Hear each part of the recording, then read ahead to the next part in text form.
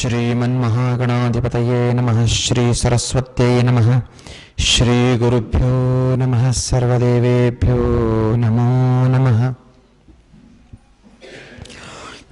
विनायकं गुरुं भानुं ब्रह्म विष्णु महेश्वरान् सरस्वती प्रणम्यादौ सर्वकार्यार्थसिद्धये वागर्थाविव सम्पृक्तो वागर्थप्रतिपत्तये जगतः पितरौ वन्दे पार्वती परमेश्वरौ। आपदामपहर्तारं दातारं सर्वसम्पदां लोकाभिरामं श्रीरामं भूयो भूयो नमाम्यहम्। अतुलितबलधामं हेमशैलाभदेहं दनुजवनकृशानं ज्ञानिनाम् अग्रगण्यं सकलगुणनिधानं वानराणामधीशं रघुपतिप्रियभक्तं वातजातं नमामि। शङ्करं शङ्कराचार्यं केशवं बादरायणं सूत्रभाष्यकृतं वन्दे भगवन्तौ पुनः पुनः। वंशी विभूषितकरान्नवनीरदाभात् पीताम्बरादरुणबिम्बफलाधरोष्ठात् पूर्णेन्दुसुन्दरमुखादरविन्दनेत्रात् कृष्णात् परं किमपि तत्त्वमहं न जाने। शुकासारिखे पूर्णवैराग्यजाते वसिष्ठा परिज्ञानयोगेश्वराते कविवाल्मीकासारिखामान्यैसा नमस्कार माझा सद्गुरु रामदासा। जय जय रघुवीर गोपाल कृष्ण भगवान की।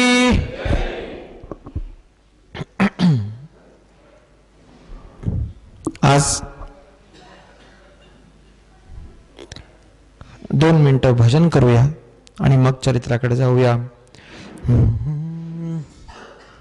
श्री कृष्ण गोविंद हरे मुरारे हे नाथ नारायण वासुदेव म्हणा।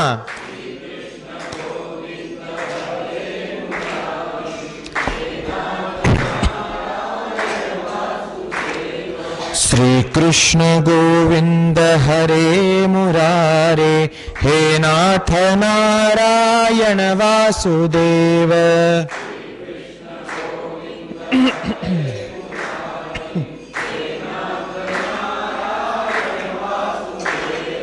श्री कृष्ण गोविंद हरे मुरारे हे नाथ नारायण वासुदेव।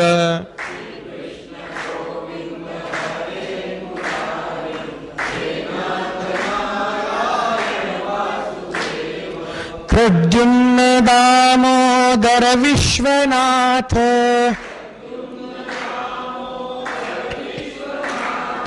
प्रद्युम्न दामोदर विश्वनाथ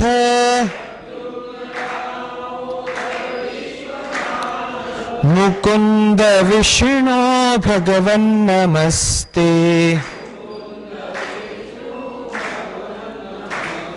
श्री कृष्ण गोविंद हरे मुरारे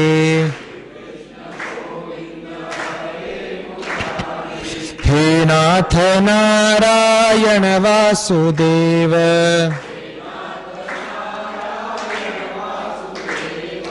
हे नाथ नारायण वासुदेव।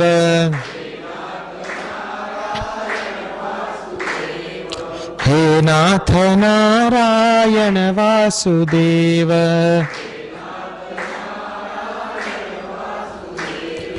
गोपाल कृष्ण भगवान की। गोपाल कृष्ण भगवान भगवान की जय जय रघुवीर समर्थ।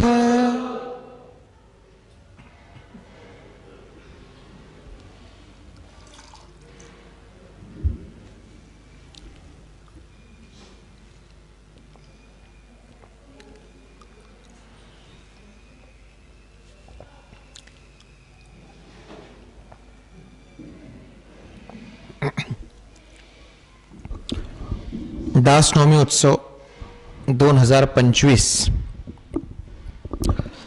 या वर्षी आपण महाभारत पात्रावरील 5 प्रवचन असा एक विषय ठेवला होता आणि 5 दिवस महाभारतातील विविध पात्रांचा अभ्यास करत असताना, चिंतन करत असताना आपल्याला काय मथित प्राप्त होतं, हा मथित प्राप्त करण्याचा प्रवचनाच्या माध्यमातून प्रयत्न करतोय। 5 दिवस प्रवचन आणि मग पुढची 5 दिवस कीर्तन असा एक आराखडा बांधला गेला होता। अर्थात महाभारत हा 1,00,000 श्लोकांचा ग्रंथ आहे। लिहित असताना ज्याला जय असं नाव लिहिलं गेलं होतं, म्हणून महाभारताचा जो पहिला श्लोक आहे, नारायणं नमस्कृत्यं नरं चैव नरोत्तमं देवीं सरस्वतीं व्यासं ततो जयमुदीरयेत। त्यामुळे या ग्रंथाचं प्रथम नाम हा जयग्रंथ असं आहे। म्हणजे याचं चिंतन, याचा अभ्यास व्यवस्थित केला, त्याप्रमाणे जीवन जगण्याचा प्रयत्न केला तर कुठल्याही क्षेत्रामध्ये मनुष्याची जय निश्चित असते, हा या ग्रंथाच्या नावावरून अभिप्रेत आहे। दुसरं, कुठल्याही परिस्थितीत कुठलीही घटना होऊ दे, कुठलीही परिस्थिती होऊ दे, काहीही होऊ दे, धर्माचा जय कसा होतो, कुठल्या पद्धतीनं होतो, त्याचं उदाहरण देण्यासाठी जो लिहिला गेलेला ग्रंथ, म्हणून त्याचं नाव जय असं आहे। आधी जय असं नाव होतं, मग हा ज्या भूखंडात घडला त्या खंडाचं नाव भारत असं होतं, म्हणून त्या ग्रंथाला पुन्हा भारत असं नाव दिलं गेलं। आणि जेव्हा या ग्रंथाची व्याप्ती वाढली, संख्या वाढली, तेव्हा या ग्रंथाला महाभारत असं नाव दिलं गेलं।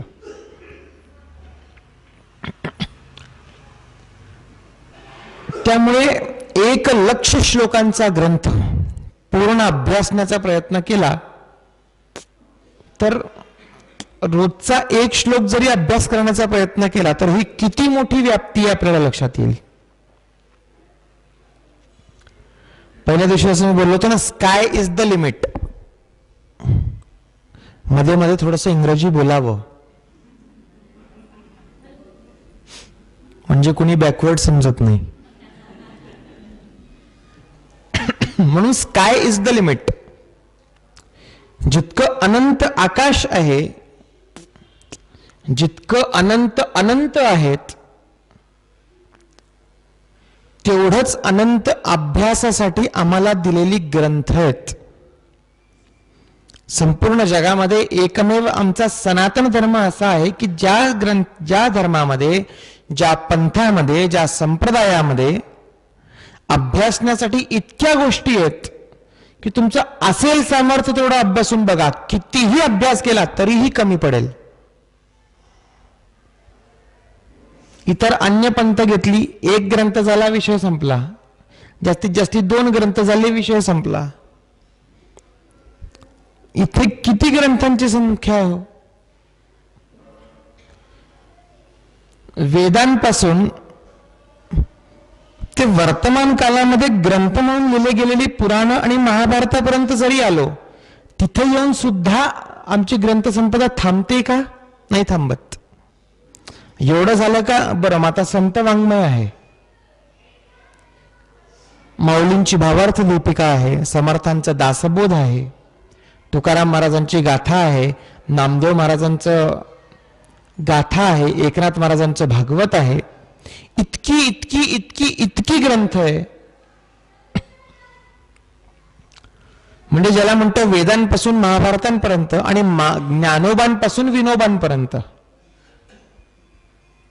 की ज्याची व्याप्ती इतकी अनंत आहे की आपण अभ्यासण्याचा प्रयत्न केला तर अक्षरशः जीवन कमी पडेल, किंबहुना जन्मोन जन्म घ्यावी लागतील, तेव्हा कुठे जाऊन आमच्या सनातन धर्माच्या एखाद्या ग्रंथाचा पूर्ण अभ्यास करता आला असं आम्हाला म्हणता येईल.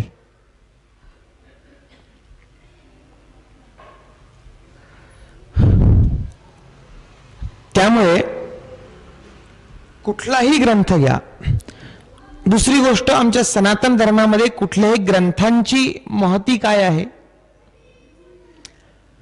की प्रत्येक जण जी विचारधारा घेऊन, जी मानसिकता घेऊन किंवा जशी श्रद्धा घेऊन त्या ग्रंथांचा अभ्यास करतो किंवा त्या ग्रंथांकडे बघतो, त्या दृष्टीनं त्याला त्या ग्रंथाचा अभ्यास कळतो.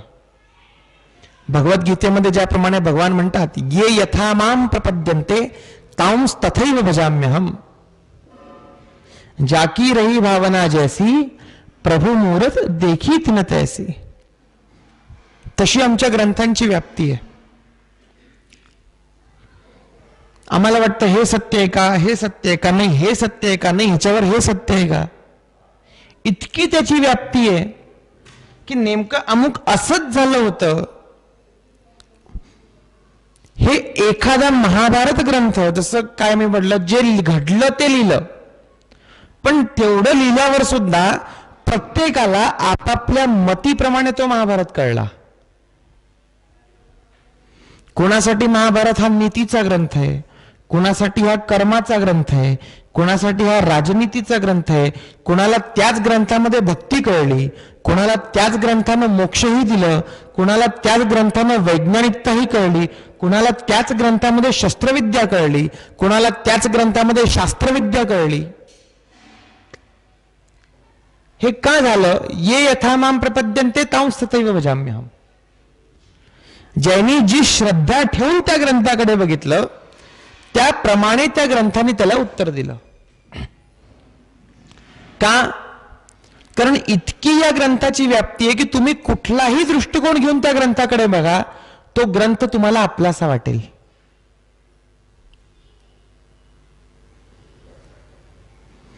आणि हा ग्रंथ जो पूजनीय झाला,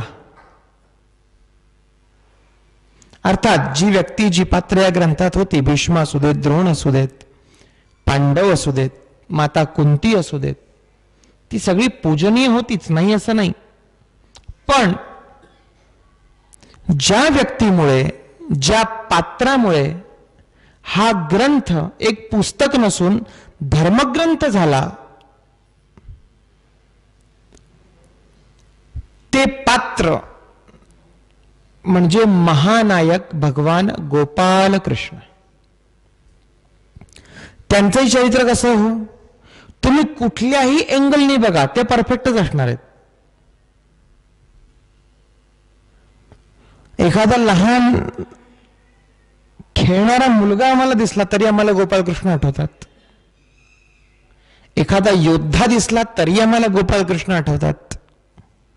एखादा तत्ववेत्ता दिसला तरीही आम्हाला गोपालकृष्ण आठवतात. असं कुठलंही पात्र नाही, असं कुठलं चरित्र नाही, असा कुठला मनुष्याचा गुण नाही, अशी कुठली मनुष्याची कला नाही की ज्याच्याकडे बघून आम्हाला गोपालकृष्ण आठवत नाहीत. इतकी भगवान गोपालकृष्णांची व्याप्ती आहे. एक श्लोक भागवतामध्ये येतो, मल्लानाम शंद्रनृणाम नरवरो स्त्रीणाम स्मरो मूर्तिमान गोपानाम स्वजनो सताम क्षितिभुजा शास्ता स्वपित्रो शिशुः मृत्युर्भोजपते विराट विदुषाम तत्वं परम योगिनाम वृष्णीनाम परदेवतेति विदितो रंगम गता सग्रजाः. म्हणजे कंसाचा वध करण्यासाठी किंवा कंसाच्या त्या धनुष्ययागामध्ये चाणूर आणि मुष्टिकांसारख्या मल्लांनी जेव्हा भगवान गोपालकृष्णांना आव्हान दिलं तेव्हा त्या मल्लांची युद्ध करण्याकरता कृष्ण आणि बलराम जेव्हा त्या रंगभूमीवर म्हणजे युद्धभूमीवर त्या रिंगणात उतरले तेव्हा कोणाला ते कसे दिसले याच्यावर हा श्लोक आहे. वेदव्यास काय म्हणतात? मल्लानाम शनिर, म्हणजे जे तिथे मल्ल होते त्या मल्लांना हे असे महामल्ल दिसू लागले की आपण तर कोणी असं छाडमाड हे मल्ल असावे तर असे. बघा बरं, ये यथामाम प्रपद्यन्ते तांस्तते भजाम म्हणून कसं असतं. मल्लानाम अशनिर म्हणजे मल्लांसाठी ते स्वतःचे सगळ्यात मोठे शत्रू भासायला लागले. मल्लानाम अशनिर नृणाम नरवरो, नृ म्हणजे राजा, नृप असं म्हणतो आपण. नृ म्हणजे राजा आणि नृ म्हणजे नर. त्यामुळे जे नर होते, जे मनुष्य होते, मल्लानाम अशनिः नृणाम नरवरो म्हणजे जे नृ होते, जे नर होते, त्यांना हा नरवर वाटू लागला. वर म्हणजे श्रेष्ठ. नरामध्ये जर कोणी श्रेष्ठ असेल तर हा कृष्ण आहे. मल्लानाम अशनिः नृणाम नरवरो स्त्रीणाम स्मरो मूर्तिमान. स्त्रियांच्या मनामध्ये त्या काळी ज्या भावना होता त्या भावनामध्ये सर्वश्रेष्ठ पुरुष जर कोणी असेल तर हाय. एखादी आई मुलाचा विचार करत असेल तर तो मुलामध्ये त्याला कृष्ण दिसू लागला किंवा कृष्णामध्ये तिचं मूल दिसू लागलं. एखादी कन्या आपल्या पित्याचा वर्ण विचार करत असेल तर त्या कृष्णामध्ये तिला पिता दिसू लागले. एखादी कन्या भावाचा विचार करत असेल तर त्या भावामध्ये तिला कृष्ण दिसू लागला. त्यांच्या मनामध्ये जे भाव होते, एखादी स्त्री आपला जोडीदार कसा असावा, आपला ईश्वर कसा असावा, आपला पती कसा असावा, आपला परमेश्वर कसा असावा याचं चिंतन करत असेल तर तिच्यामध्ये त्याला कृष्ण दिसू लागले.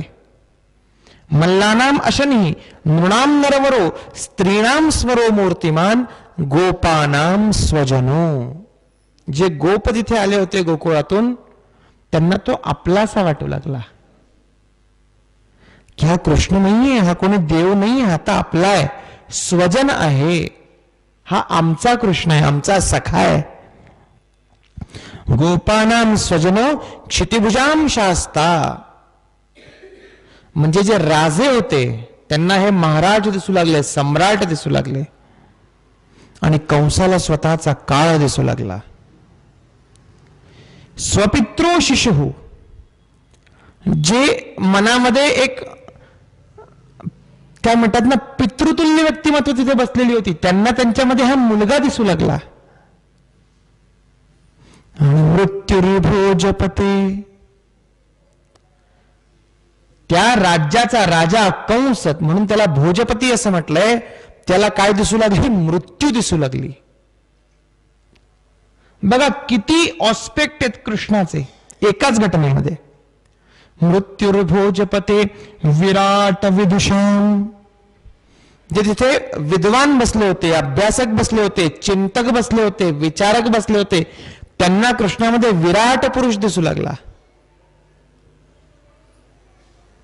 विराट विदुषाम तत्वं परम योगिनाम, जे योगी असतील, जे साधक असतील, जे ध्यानधारणा करणारे असतील त्या लोकांना अरे आपण ज्याचं ध्यान करतो तो हा परमतत्व परमेश्वर हा समोर उभा आहे. तत्वं परम योगिनाम वृष्णीनाम परदेवतेति विदितो, आणि ह्या व्यतिरिक्त जे लोक बसले असतील त्यांना कोण दिसू लागला? हा साक्षात भगवंत उतरलेत. आणि असे भगवंत आपल्या मोठ्या भावासोबत मल्लांशी युद्ध करण्यासाठी त्या रंगमंचावर उतरले, असा हा भागवतात श्लोक आहे. बघा कृष्णाच्या एकाच श्लोकामध्ये त्याचे किती रूप दाखवलेत. म्हणून कृष्णाला पूर्ण पुरुषोत्तम असं म्हणतात. मनुष्याच्या संपूर्ण कला आणि संपूर्ण विद्या घेऊन अवतरित झालेलं एकमेव भगवंताचं रूप म्हणजे भगवान गोपाल कृष्ण. किती छान आहे नाही आपल्या धर्मात. आम्हाला म्हणावं लागत नाही, आमचा देव ना कोणीतरी प्रेषित पाठवतो. मेसेंजर, प्रेषित आणि काय काय ती नावं असतात ती असू देत, इथून उच्चार नको. पण सोडण्याचे अधिक सांगणे न लगे. फक्त आणि फक्त सनातन धर्म असा आहे की ज्याच्यामध्ये आम्ही भाग्यवान आहोत हे म्हणू शकतो की आमच्यासाठी मेसेंजर नाही येत, भगवंत स्वतः येतो. आणि आम्ही काय करतो, त्याच भगवंतावर त्याच्याच जन्माच्या दिवशी नको ते विनोद करून व्हॉट्सअपवर फॉरवर्ड करतो. मनुष्याच्या संपूर्ण कला आणि संपूर्ण विद्यांसहित भगवंताचा जो अवतार आहे तो कृष्ण अवतार आहे. म्हणून प्रभू रामचंद्राला मर्यादा पुरुषोत्तम असं म्हणतात आणि गोपाल कृष्णाला पूर्ण पुरुषोत्तम असं म्हणतात.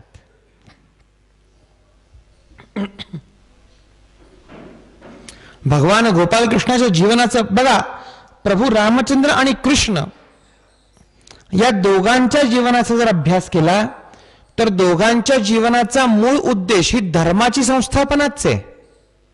पण पद्धत किती वेगळी आहे बघा. का? कारण पुन्हा मी म्हणतो तसं महाभारत हे संधी कालात घडलेलं आहे. त्यामुळे पुढच्या काळामध्ये जर धर्माची स्थापना करायची असेल तर कसं वागावं लागेल हे शिकवण्यासाठी कृष्णांचा जन्म आहे. एकदा फक्त कल्पना करा, हो विचार करा, समजा भगवान नारायणांच्या मनात आलं असतं किंवा भगवंताच्या मनात आलं असतं की या सृष्टीमध्ये धर्माची स्थापना सहज करायची आहे,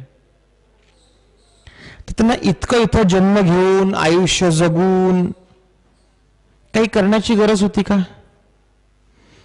एका निमिषामध्ये म्हणजे पापणी लवायच्या आत जो सृष्टीची निर्मिती करू शकतो आणि सृष्टीचा विनाश करू शकतो, अशा भगवंताला एखाद्या असुराला किंवा एखाद्या दुर्जनाला मारण्यासाठी अवतार घेण्याची गरज पडेल का? पण भगवंत अवतार का घेतात? भगवद्गीतेमध्ये भगवान सांगतात विनाशाची दुष्कृतांता आहेच, पण पहिलं काय? परित्राणाय साधूनाम. साधूंच्यासाठी, सज्जनांच्यासाठी, त्यांच्या रक्षणासाठी आणि त्यांना आदर्श देण्यासाठी, त्यांना भक्ती प्राप्त करून देण्यासाठी, यासाठी भगवंत अवतार घेतो. एक फार गोड कथा आहे. प्रभू रामचंद्र जेव्हा शबरी मातेकडे गेले पंपा सरोवरावर, तिथे बोरं खाता खाता, म्हणजे वाल्मिकी रामायणातली नाहीये पण काही कथा असतात ज्या काहीतरी ग्राह्य करण्यासाठी असतात. बोरं खाता खाता शबरी माता म्हणाल्या, रामचंद्रा, हे काही जे काही असेल, तुझा अवतार झाला, तू या पृथ्वी तलावर आला, सीता मातेचं अपहरण झालं, तुम्ही फिरता फिरता वनात आलात, माझ्या दृष्टीने सीतेचं अपहरण झालं तर योग्यच झालं. तू म्हणे का? समजा ते झालं नसतं तर अयोध्येची आडवी वाट करून तुम्ही इथपर्यंत कशाला आला असतात? प्रभू रामचंद्र हसले,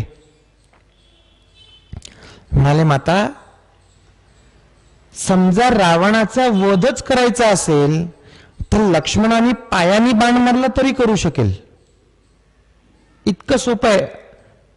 जेव्हा राम हे परमतत्व रूपामध्ये येतील त्यांच्यासाठी, भगवंताच्या रूपात येतील त्यांच्यासाठी, ते तेवढं सोपं आहे. कारण लक्ष्मण सुद्धा शेषनागाचा अवतार आहे, जो आपल्या मस्तकावर संपूर्ण पृथ्वीचा भार सहन करू शकतो. त्याला एखादा त्याच पृथ्वी तलावर राहणाऱ्या रावणाचा वध करणं काय अवघड आहे? पण माई रामचंद्र या धर्तीवर येतात त्या तुमच्यासारख्या भक्तांसाठी, तुमच्यासारख्या सज्जनांसाठी.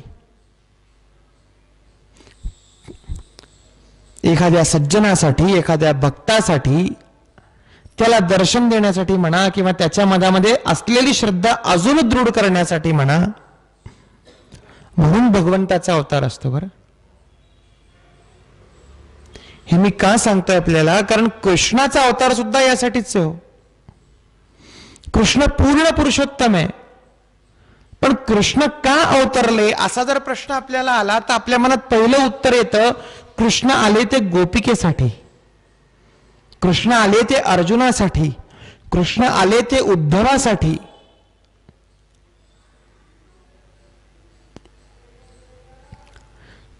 आणि कृष्ण हे कुठल्याही दृष्टिकोनातून तुम्ही बघा, तुम्हाला कृष्ण भगवंत म्हणून हवे असतील तर कृष्ण भगवंत आहे. तुम्हाला कृष्णामध्ये भगवंत मान्य नाहीये, बरं, एक पराक्रमी पुरुष हवाय, बिलकुल आहेत. कृष्णामध्ये तुम्हाला संगीतकार, एक कलाकार हवा असेल, तोही आहे. कृष्णामध्ये योद्धा हवाय, तोही आहे. कृष्णामध्ये राजनीतिज्ञ हवाय, तोही आहे. कृष्णामध्ये कवी हवाय, तोही आहे. कृष्णामध्ये कार्यक्षम पराक्रमी पुरुष हवाय, तोही आहे. असा कुठला विषय नाही ज्याच्यामध्ये कृष्ण नाही. त्यामुळे कृष्णचरित्र सांगताना किंवा कृष्णचरित्राचा अभ्यास करत असताना सगळ्यात पहिला प्रश्न हा पडतो की कृष्णाचं चरित्र कुठल्या दृष्टिकोनातून सांगावं.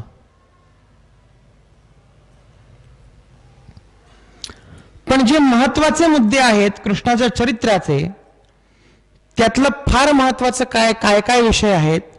पहिलं म्हणजे सदैव प्रसन्नता, दुसरं स्वतःच्या कीर्तीचा त्याग, तिसरं स्वतःच्या मनावर प्रचंड संयम, प्रचंड नियंत्रण, आणि चौथी गोष्ट शठे शाठ्यम समाचरेत.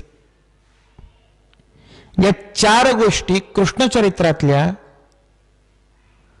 वर्तमानाचा जरा विचार केला तर फार महत्वाच्या वाटतात. बाकी कृष्णचरित्र अथांग आहे, अनंत आहे, पण आजच्या या मालिकेमध्ये आपण हे चार गुण कृष्णाचे बघण्याचा प्रयत्न करू. बघा, प्रसन्नता ही किती महत्वाची असते. कृष्णाचं चरित्र तुम्ही बघाल किंवा कृष्णाचं मूर्ती बघाल, कृष्ण सदैव हसतायत, सदैव मुखावर मंदस्मित विलसतंय. ती कुठलीही परिस्थिती असू दे, कृष्णाच्या मुखावरचं हास्य कधीच संपत नाहीये. पण हास्य म्हणजे काय मूर्खासारखे खिदळतायत नेहमी असं नाहीये, पण मुखावरची प्रसन्नता ढळू देत नाहीयेत. तो एखादा दुःखाचा प्रसंग असू दे, एखादा सुखाचा प्रसंग असू दे, एखादा आव्हानाचा प्रसंग असू दे, पण सगळ्यात महत्वाचा कृष्णाचा गुण आहे, कुठलीही परिस्थिती असू दे, अपने मन की बांसुरी जिंदा रहनी चाहिए.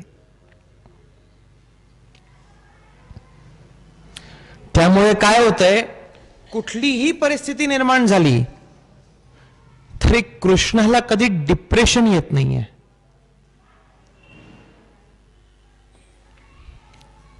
डिप्रेशन काय येतं, मनाची प्रसन्नता संपली की डिप्रेशन येतं. मनामध्ये नैराश्य आलं, मनामध्ये वैषम्य आलं की डिप्रेशन येतं. कृष्ण कुठल्याही परिस्थितीत स्वतःच्या मनाचा तोल ढळू देत नाहीत. जेव्हा गोपिकेबरोबर नृत्य करतात तेव्हाही कृष्ण प्रसन्न आहे, जेव्हा कंसाचा वध करतात तेव्हाही कृष्ण प्रसन्न आहे, जेव्हा आईशी ताटातूट होते तेव्हाही कृष्ण प्रसन्न आहे.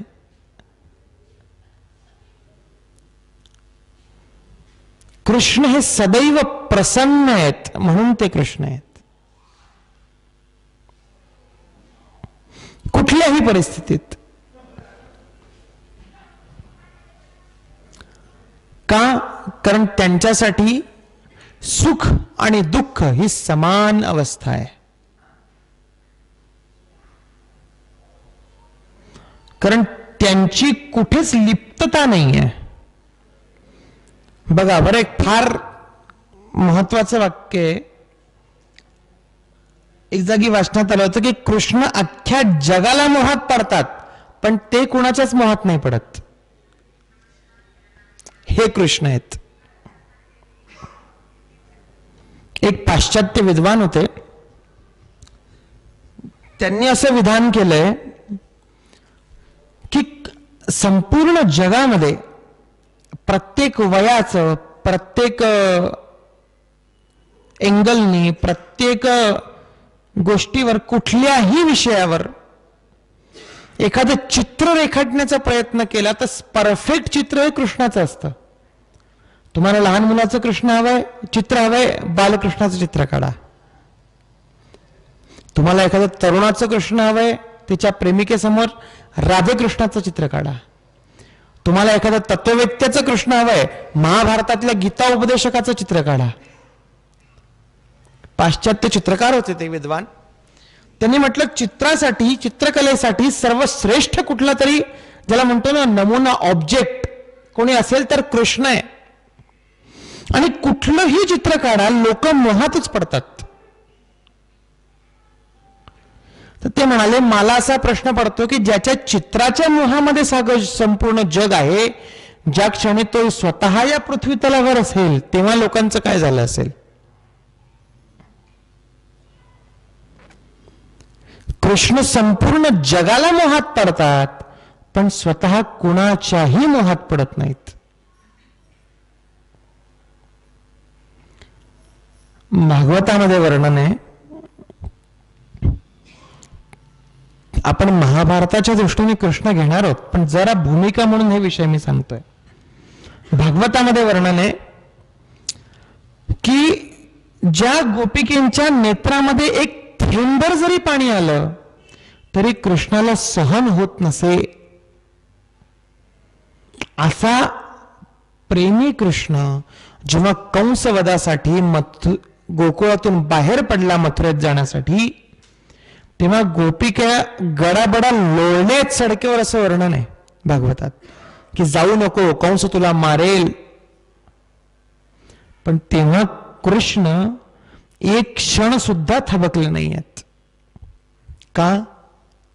कारण प्रेम आणि कर्तव्य ह्यात काय मोठं आहे हे कृष्णाला कळत आहे. आणि दुसरी गोष्ट, कृष्ण कोणाच्याही मोहात नाही आहे.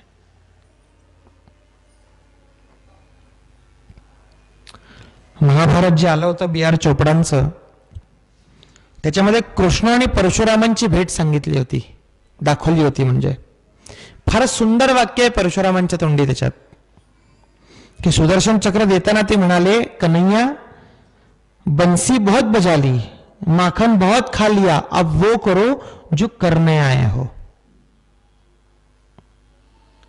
त्यामुळे ज्या क्षणी ती वेळ येते की आता ज्यासाठी अवतार घेतलाय ते म्हणजे परित्राणाय साधूना विनाशाय दुष्कृताम, अशा परिस्थितीमध्ये कुठलाही अडसर स्वतःच्या जीवनामध्ये न येऊ देता प्रसन्न मुखाने एका क्षणात बाहेर पडणं म्हणजे कृष्ण आहे.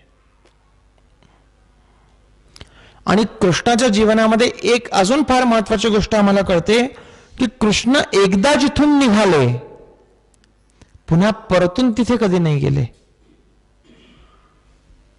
गोकुळ सोडलं ते सोडलं, मथुरा सोडली ती सोडली.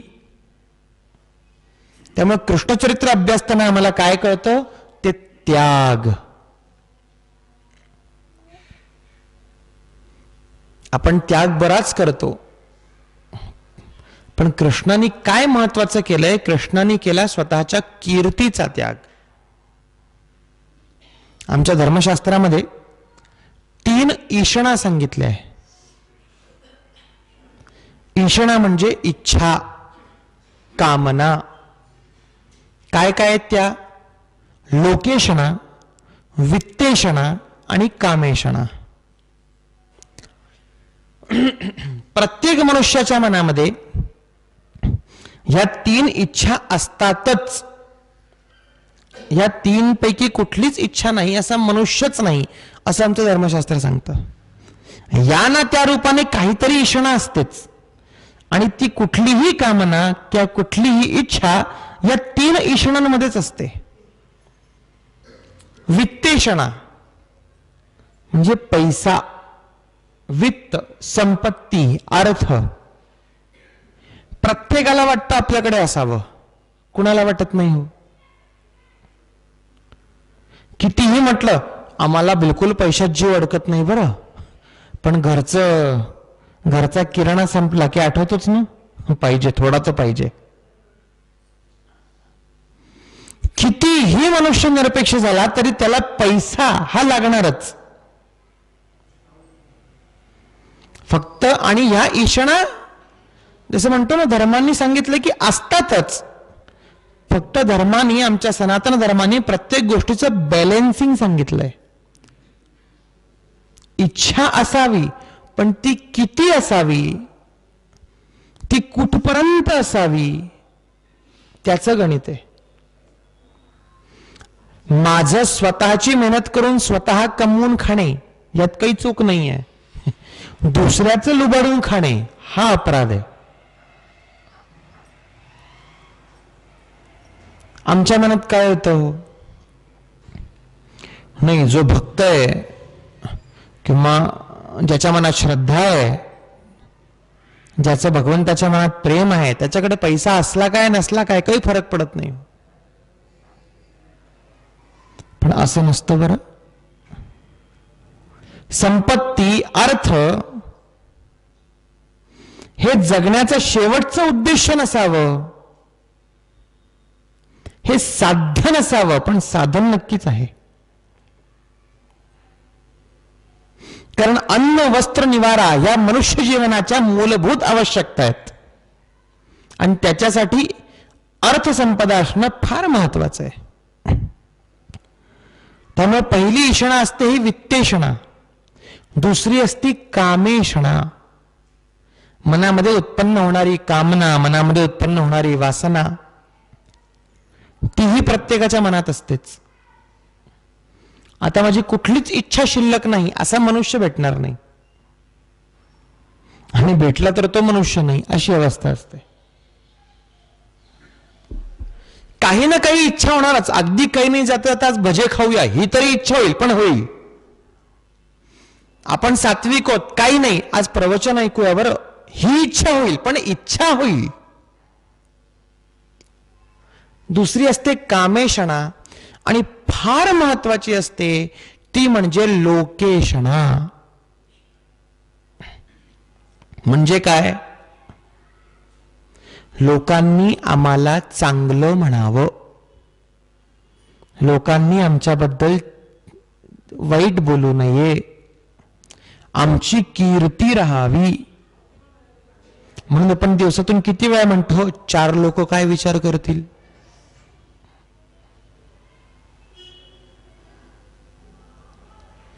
पण 4 लोक काय विचार करतील हाच विचार आपण केला तर मग ते काय विचार करतील अशी अवस्था कधी कधी बनते. पण लोकेषणाही असतेच प्रत्येकामध्ये. बऱ्याच वेळा कसं होतं, एखाद्यामध्ये वित्तेषणा आणि कामेषणा नसेल तरी लोकेषणा असणारच. बरेच लोक वित्तेषणा आणि कामेषणाचा त्यागच यासाठी करतात की लोकेषणा जास्त असते. लोकांनी मला म्हणावं यांना पैशाची बिलकुल इच्छा नाही बरं, हे लोकांनी म्हणावं ही तरी इच्छा असते, म्हणून पैशाचा त्याग होतो. बराच वेळा वित्तेषणा त्यागून लोकेषणा इतकी प्राप्त होते की त्या लोकेषणातून पुन्हा वित्त प्राप्त व्हायला लागतं.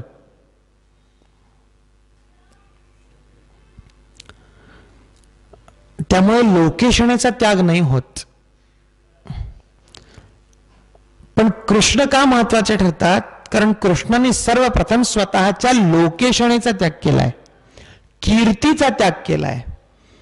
आणि कुणासाठी केलाय, व्यक्तिगत विषयांसाठी नाही केलाय, धर्मासाठी केलाय.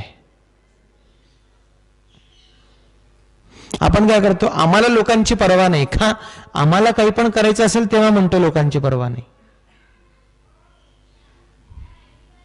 पण जेव्हा एखाद्या घरामध्ये धार्मिक कार्य करायची वेळ येते किंवा धर्मासाठी काहीतरी वेगळं करायची काम, काय धर्माची सेवा करण्याची वेळ येते, बापरे करू का, लोक काय म्हणतील, तेव्हा आमची लोकेशना बरोबर जागी होते. आणि जेव्हा एखादा व्यक्तिगत निर्णय घ्यायचा आहे, लोकांचा काय विचार करायचा, आम्हाला जे करायचं ते आम्ही करू, होतं की नाही बघा. सामान्य विधान आहेत. आमच्या जीवनाचा थोडा अभ्यास केला तर ही गोष्ट होते की नाही हे प्रत्येकानं विचार करावा. प्रत्येकाला उत्तर होच असं येईल.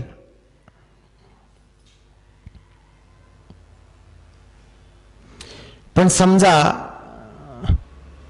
मंदिरात जायचंय का, बरं आज धोतर घालून जाऊया, लोक काय म्हणतील, तेव्हा बरोबर लोकेशनामध्ये येते, बरं दिसेल ना. मग असं म्हणता येते ना, आम्हाला धोतरमध्ये जरा कम्फर्टेबल वाटत नाही, कपाळी कुंकू लावायची वेळ आली, काय 21व्या शतकात काय कुंकू लावायचं असतं, फॅशन असतं म्हणे, तेव्हा लोकेशना बरोबर मध्ये येते. आणि कृष्णाने काय केलं, कृष्णाने लोकेशनेचा धर्मासाठी त्याग केला. लोकांनी मला काहीही म्हणू दे, धर्माचा विजय माझ्यासाठी जास्त महत्वाचा आहे, हा संकल्प ज्यांच्या जीवनामध्ये आम्हाला आढळतो ते कृष्ण आहेत. मनुष्याच्या संपूर्ण कलांसह कृष्णांचा अवतरण म्हणजे काय हो. प्रभू रामचंद्रांचं चरित्र जेव्हा आपण बघतो तेव्हा प्रभू रामचंद्रांच्या चरित्रामध्ये सर्वात महत्वाचं दिसतं स्वतःच्या कीर्तीचं रक्षण, स्वतःच्या यशाचं रक्षण. अर्थात ते करून सुद्धा ते धर्माचं रक्षण करतातच, नाही असं नाही. रघुकुल रीत सदा चली आई, प्राण जाय पर वचन न जाई, ही रघुकुळाची कीर्तीच आहे ना. ती कीर्ती सांभाळण्यासाठीच पूर्ण रामायण झालेलं आहे.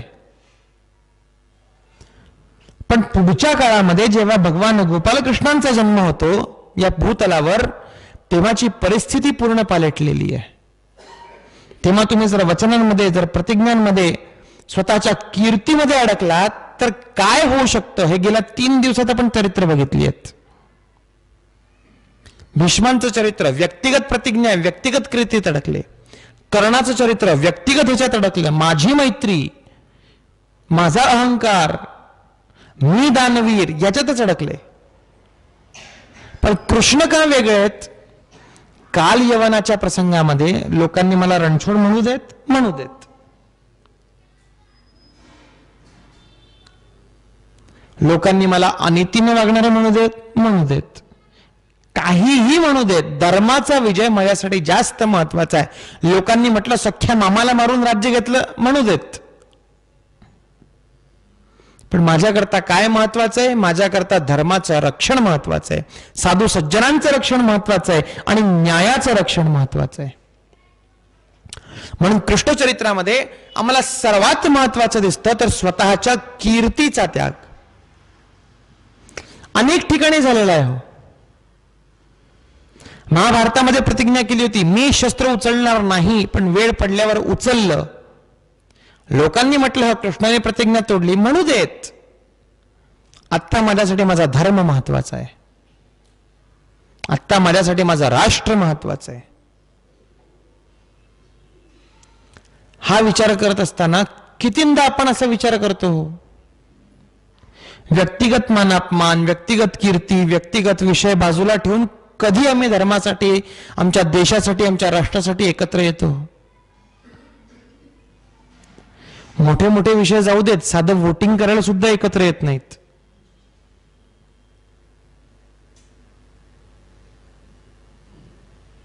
आणि मग नंतर आमचीच अवस्था असून बसते, बापरे चूक झाली. पण पुन्हा वोटिंगच्या वेळी पुन्हा अवस्था तीच होते.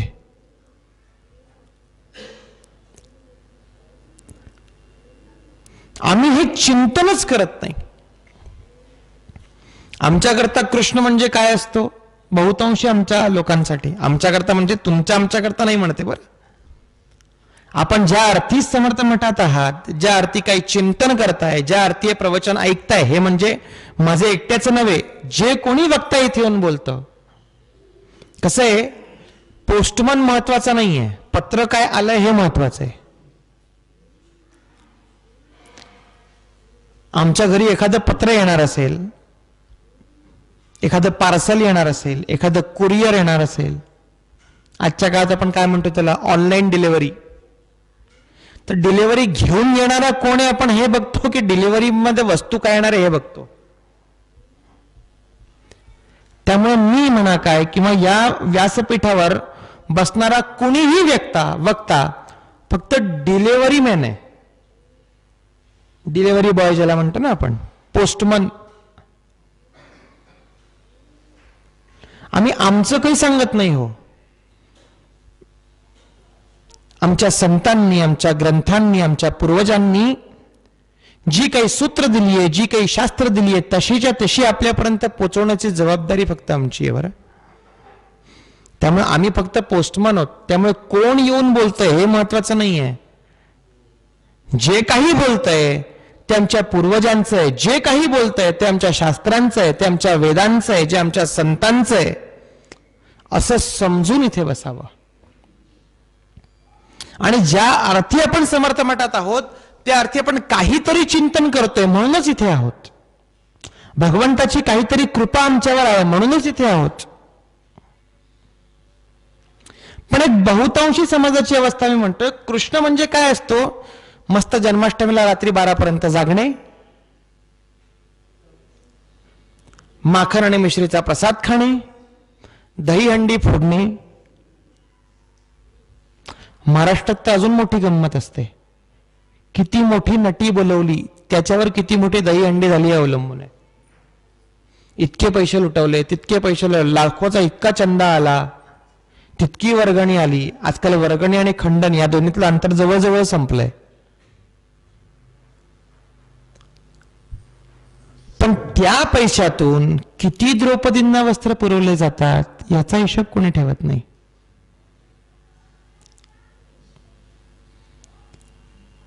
उलट कृष्ण जन्माष्टमी करणारे लोक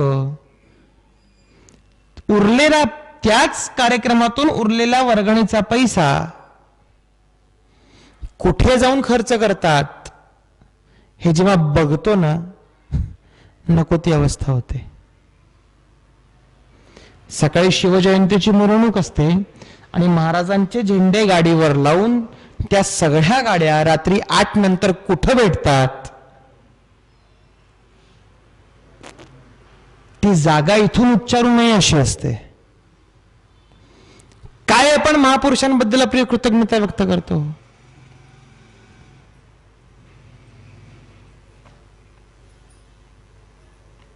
एक काव्य आहे, जरा वेगळा विषय पण सांगून जातो, लक्षात ठेवा. एक भूमिका अशी आहे की एक मुलगा, एक तरुण आहे, तो झोपलेला आहे आणि त्याला एक स्वप्न दिसतंय. ते स्वप्न काय, त्या स्वप्नावर ही कविता आहे की रात्रि काल इक स्वप्न मगन, रात्रि काल इक स्वप्न मगन, सोया सुख से में भूल वतन. रात्रि काल इक स्वप्न मगन, सोया सुख से में भूल वतन, दिखा स्वप्न में तेज प्रखर, भानु आया मानव भू पर. क्रोधित मुखमंडल उग्र नेत्र, हो गए रुष्ट जैसे त्रिनेत्र, खुंखार सिंह से गरज पड़े, क्रोधित हो राजे बरस पडे. राजेवरून लक्षात आलं असेल कोणाचं स्वप्न आलंय ते. क्रोधित हो राजे बरस पड़े, निर्लज्ज कैसी ये पीढ़ी है, कर्तव्य भूल बस ठाड़ी है.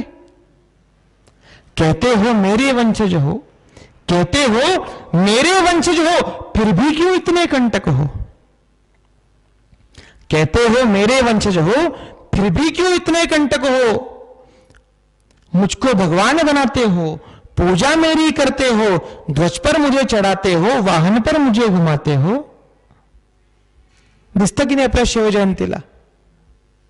पण पुढे काय, आदरगर इतना करते हो, इतना सम्मान दिखाते हो, तो कहता हूं कुछ बात सुनो, देशभक्ति के स्वप्न बुनो. कहता हूं कुछ बात सुनो, देशभक्ति के स्वप्न बुनो। जब जब ध्वज फहरा कर मेरे मदिरालय में जाते हो. एकदा विचार करा काय वाटत असेल महाराजांना ते. जब जब ध्वज फहरा कर मेरे मदिरालय में जाते हो, रक्कर दाढ़ी मेरे जैसी नारी पर नजर गड़ाते हो. गढ़ किल्लों पर मेरे जब श्रृंगार बनाने जाते हो, इतिहास भूल उज्जवल स्थल का तुम अपना नाम लगाते हो. दिसतं ना दगडावर हार्ट बाण, काय वाटत असेल हो. आता मध्यंतरी बातमी होती, रायगडाच्या महाराजांच्या सिंहासनाच्या जागेच्या मागे शिवजयंतीच्या कार्यक्रमानंतर मदिरेच्या बाटल्या सापडल्या होत्या. महापुरुषांची आम्ही पूजा करतो, या नावाखाली काय करतो आपण. इतिहास भूल उज्ज्वल स्तर का तुम अपना नाम लगाते हो. अरे नारी की इज्जत लेने पर मैंने चौरंगा की शिक्षा दी, मान नारी का क्या होता है इसकी हरदम दीक्षा दी. शत्रु कुलवधु माता सम है इसका भी संस्कार दिया, रहे सुरक्षित स्वयं स्फूर्त वो इसका भी आदर्श दिया. पण यातला आम्ही काय शिकतो, काहीच नाही. मोठी कविता आहे ती, फक्त शेवटच्या 2 ओळी सांगतो की त्या ह्याच्यामध्ये शेवटच्या 4 ओळी ज्या आहेत त्या अशा आहेत की शिव जन्मोत्सव का पावन दिन यह उन्नत सार्थक तब होगा जब हर एक नारी जीजामा और युवा में शोभा होगा. हर एक नारी जीजामा और युवा में शोभा होगा. सहज नाही हो. फक्त जन्माष्टमी केली, शिवजयंती केली म्हणजे आमच्या महापुरुषांबद्दलची कृतज्ञता व्यक्त करून झाली असं होत नाही. त्यांच्या जीवनातून आम्ही काय शिकण्याचा प्रयत्न करतोय. उलट तोंड वर करून आमच्याचकडची मुलं म्हणतात, कृष्णाने 16,108 केल्या, आम्ही फिरवलं तर काय बिघडलं. पण ते का केल्या, कुठल्या परिस्थितीत केल्या. 16,108 करण्यासाठी नरकासुराचा वध केला. आपल्याकडून काय होतंय, घरातली मुंगी मारली गेली तरी खूप झालं. त्यामुळे भगवान गोपाळकृष्णांचं चरित्र अभ्यासायचं असेल तर सगळ्यात पहिला अभ्यासावा लागेल धर्मासाठी प्रचंड निष्ठा आणि त्या धर्मासाठी प्रसंगी स्वतःच्या कीर्तीचाही त्याग. लोकांनी रणछोड म्हणायचे म्हणू देत, लोकांनी प्रतिज्ञा तोडली म्हणायची म्हणू देत, लोकांनी सख्या मामाला मारलं म्हणायचं म्हणू देत, मी माझ्या धर्माचं रक्षण करणार. ही प्रतिज्ञा म्हणजे कृष्ण आहे.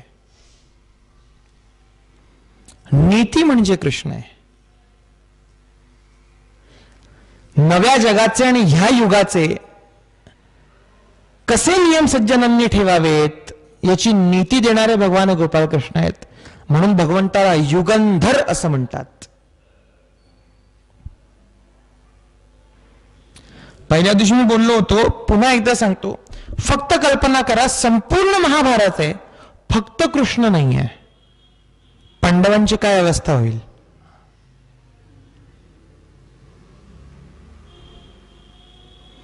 इतकी आक्रमण पांडवावर झाली आहेत, शारीरिक म्हणा, बौद्धिक म्हणा, जीवावर म्हणा, मानसिक म्हणा, किंवा त्यांनीच दिलेल्या वचनामध्ये त्यांना किती अडकवलेलं आहे.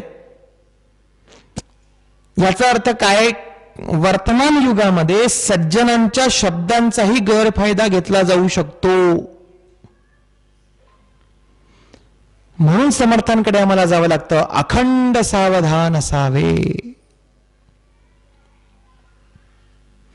पहिले ते हरिकथा निरूपण, दुसरे ते राजकारण, तिसरे ते सावधपण सर्वविषयी.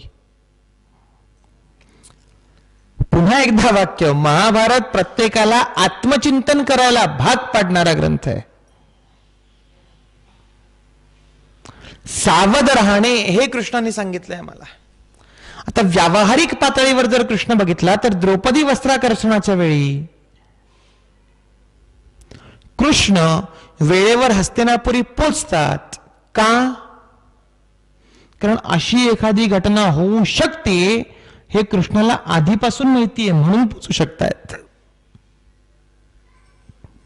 अर्थात ते भगवंत आहेत तो भाग वेगळा, पण जेव्हा मनुष्य जीवनामध्ये त्यांनी अवतार घेतलेला आहे तेव्हा जर मनुष्याचे नियम लावले कृष्णाला तर व्यावहारिक दृष्टीने कृष्ण किती सावध आहेत लक्षात घ्या.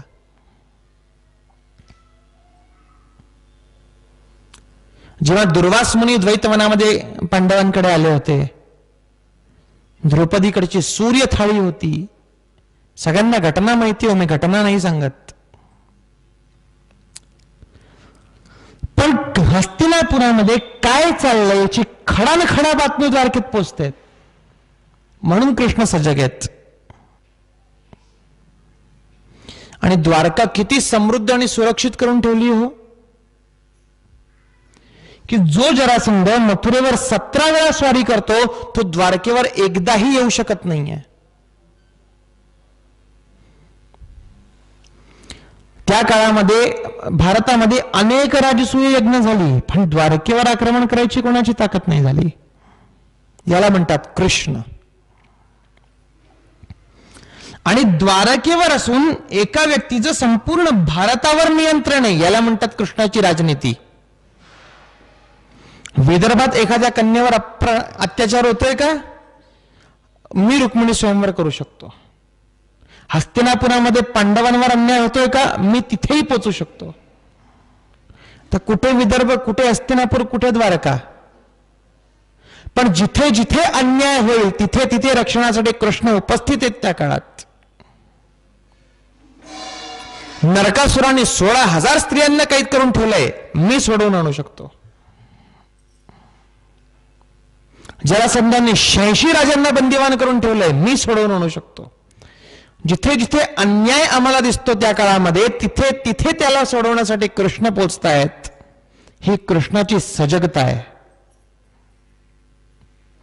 इतके कृष्ण सावध आहेत भारताच्या राजकारणाबद्दल, त्यांच्या नीतीबद्दल, त्यांच्या धर्मनिष्ठेबद्दल. जे म्हणतो ना कृष्णाने 16,108 केल्या, आम्ही केल्या तर काय वाईट.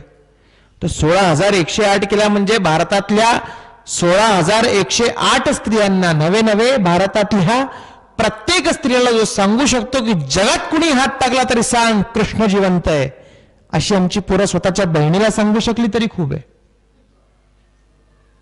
बोलू शकतो का आपण? जो हे बोलू शकतो त्यांनीच कृष्णाबद्दल हे बोलावं की त्यांनी 16,108 केलं तर आम्ही केलं कुठे बिघडलं. पती म्हणजे काय हो, पाते ती पती म्हणजे जो रक्षण करू शकतो, जो पालन करू शकतो, जो सांभाळ करू शकतो तो पती. अशा न्यायानं कृष्ण 16,108 कन्यांचे पती आहेत.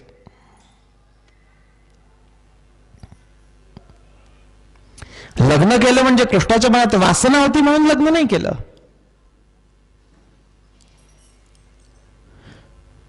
किंवा जी रासक्रीडा झाली गोकुळामध्ये, तर गोकुळामध्ये रासक्रीडा होत असताना कृष्ण किती वर्षाचे हो, वयाच्या 14व्या वर्षी कंसवध करून ते निघून गेलेत. म्हणजे ज्या वयामध्ये एखाद्या मुलाच्या मनामध्ये वासना निर्माण होतात तोवर त्यांनी गोकुळ सोडून दिलंय, तर तिथे शृंगार असेल. आम्हाला भगवंताच्या कृतीचा अर्थच घेता येत नाही.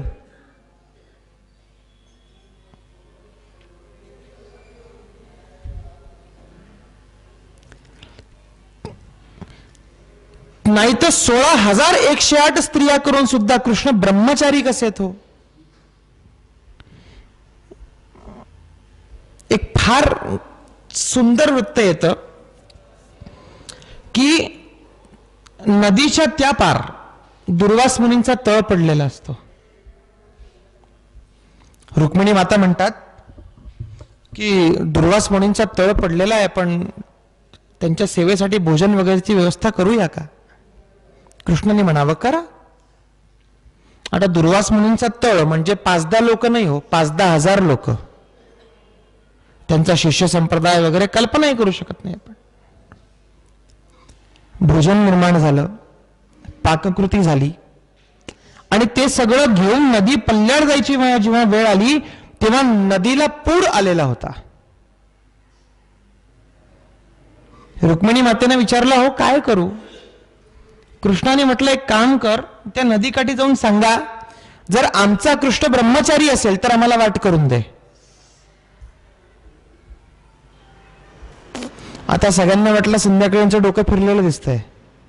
16,108 आम्ही उभोय तरी म्हणतात ते ब्रह्मचारी असेल तर वाट करून दे. पण कृष्ण आहे, कृष्णाचं वाक्य आहे, विश्वास आहे, श्रद्धा आहे तेवढी. गेल्या नदीकाठी बोलल्या, नदीनं वाट मोकळी करून दिली. त्या पल्ल्यावर गेल्या. दुर्वास मुनींच्या सर्व शिष्यांसह त्यांना भोजन करविलं. निघायची वेळ आली तेव्हा पुन्हा नदीला पूरच होता. आता कसं जाण्याचं तर माहिती होतं, येण्याचं काय. आता इकडे कोणा दुर्वास मुनी त्यांनाच विचारू, म्हणे हो अशी अशी परिस्थिती आहे, आता कसं जाऊ. त्यांनी म्हटलं आल्या कशा. म्हणे नदीला सांगितलं आमचा कृष्ण ब्रह्मचारी असेल तर वाट करून दे. म्हणे नदीनं करून दिली. हो करून दिली. जा म्हणे आता सांगा दुर्वास जर उपाशी असेल तर वाट करून दे.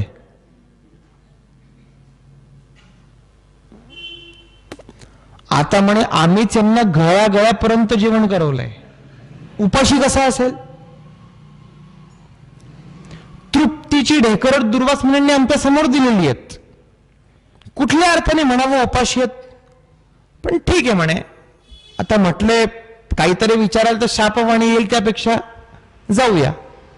नदीकाठी गेले, नदीला सांगितलं दुर्वास मुनी उपाशी असतील तर आम्हाला वाट करून दे. नदीनं वाट करून दिली. इकडे आले. आता रुक्मिणी माता सरळ कृष्णाच्या कक्षामध्ये. हा काय प्रकार होता आम्हाला कळलं पाहिजे. तुमचं काम झालंय ना, जा ना म्हणे, आता काय आम खाऊ गुटल्या की गिंद्र नाही म्हणे, आम्हाला कळलं पाहिजे. मग तिथे कृष्णाने म्हटलंय की दुर्वास म्हणा किंवा मी म्हणा, आम्ही योगी आहोत. आमच्या शरीरावर झालेली कुठलीही कृती आमच्या मनाला लिप्त होत नाही, आमच्या आत्म्याला चिकटत नाही.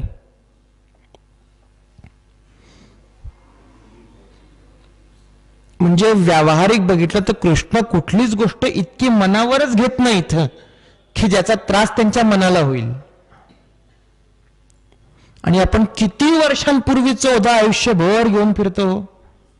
अमुक अमुक एकाच्या लग्नामध्ये ना ते मला असं बोलले होते. ते कधी बोलले होते, ज्यांचं लग्न होतं त्यांना नातू झाला, पण तरी आपण डोक्यावर घेऊन फिरतो. त्यामुळे कृष्णाकडून शिकता येईल तर हे पण एक शिकता येईल, लेट इट बी करणे. अमुक एकाच्या लग्नामध्ये मला पेढा नाही मिळाला, त्याच्या मुलाचं लग्न आलं तरी मी नाही गेलो. इतकं आम्ही ओझं घेऊन फिरतो मनावर. कारण या गोष्टीचं होतं काय, होतं काहीच नाही. स्वतःच्या मनाचं डस्टबिन होतं, दुसरं काहीच होत नाही. म्हणून कृष्ण म्हणतात की आमच्या शरीरावर झालेली कुठलीही कृती आमच्या मनाला लिप्तच होत नाही. त्यामुळे माझ्या शरीराने 16,108 विवाह केले असले तरी माझं मन हे सतत ब्रह्मचारी आहे. आणि दुर्वास मुनींचं शरीर कितीही जेवलं असलं तरी दुर्वास मुनींचं मन हे उपाशीच आहे. आता हा मोठा विषय म्हणजे महापुरुषांचा विषय झाला, भगवंताचा विषय झाला. पण याच्यातून आम्हाला शिकण्यासारखं काय, लेट इट बी करणे. आमचं बरोबर काय होतं, आमच्या चुका लेटीत बी होतात, दुसऱ्यांच्या आठवण राहतात. आमचं शास्त्र सांगतं झालं उलट पाहिजे. आमचं काय होतं, एखाद्याने आमच्यावर उपकार केले किंवा एखाद्याने आमची मदत केली, काय फार मोठं काम केलं का, करायलाच पाहिजे होतं. आणि समजा आमच्याकडून एखाद्याची मदत झाली, आहा, आमचं नावही बोर्डावर आलं पाहिजे. मग त्यांनी सगळं आम्हाला आयुष्यभर ते पाळलं पाहिजे. आणि शास्त्र काय करतं सांगतात, उपकार केल्यावर विसरून जा, घेतल्यावर आयुष्यभर लक्षात ठेवा. शास्त्र म्हणतं एखाद्याने आमच्यावर राई एवढा जरी उपकार केला असेल तरी पर्वता समान लक्षात ठेवा. आणि आपण एखाद्या पर्वता एवढा जरी उपकार एखाद्यावर केला असेल तर राई मात्र सुद्धा लक्षात ठेवू नका. आपण बरोबर उलट करतो.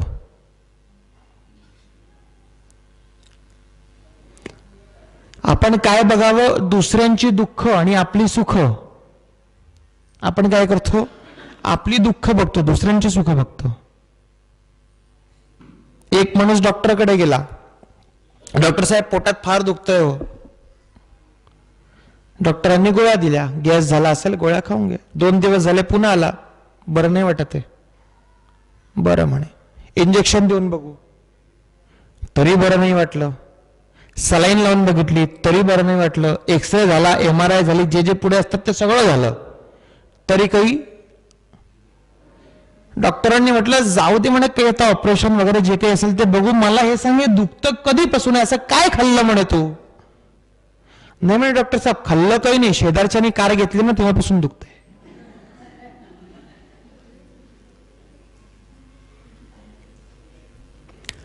काय लक्षात ठेवावं आणि काय विसरावं हे सुद्धा कृष्ण आम्हाला शिकवतात. किती बारीक सारीक गोष्टी कृष्ण आम्हाला शिकवतात बघा.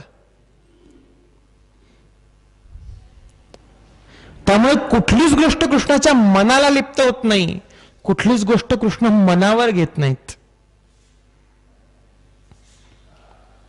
म्हणून कृष्ण सतत प्रसन्न आहे, लक्षात घ्या. आमचं काय होतं, अमुक एक तो असं बोलला होता ना, आता आयुष्यात तो जितक्यांदा समोर येईल तितक्यांदा आमच्या मनाची प्रसन्नता ढळेल.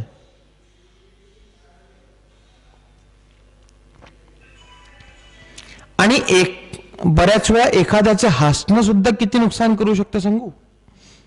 सकाळी मॉर्निंग वॉकला गेलेले असताना एक अनोळखी माणसाकडे सहज बघून फक्त हसा, आपल्याला काही फरक नाही पडणार. तो दिवसभर विचार करेल कोण होतं यार.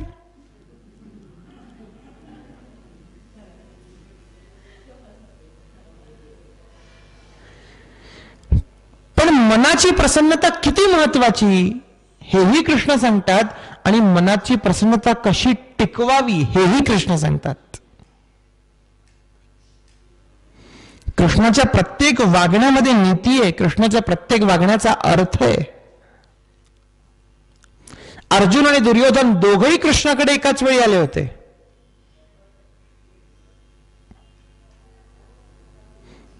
पण कृष्णांनी काय केलं, अर्जुनाला आधी बघितलं.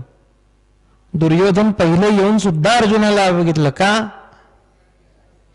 कारण कृष्णाला नीती कळते.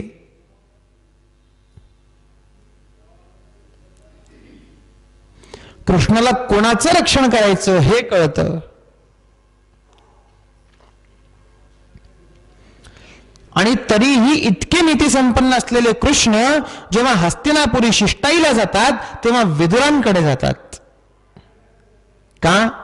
तर एक म्हणजे विदुरांची श्रद्धा आणि दुसरे म्हणजे कृष्णाचं सावधपण.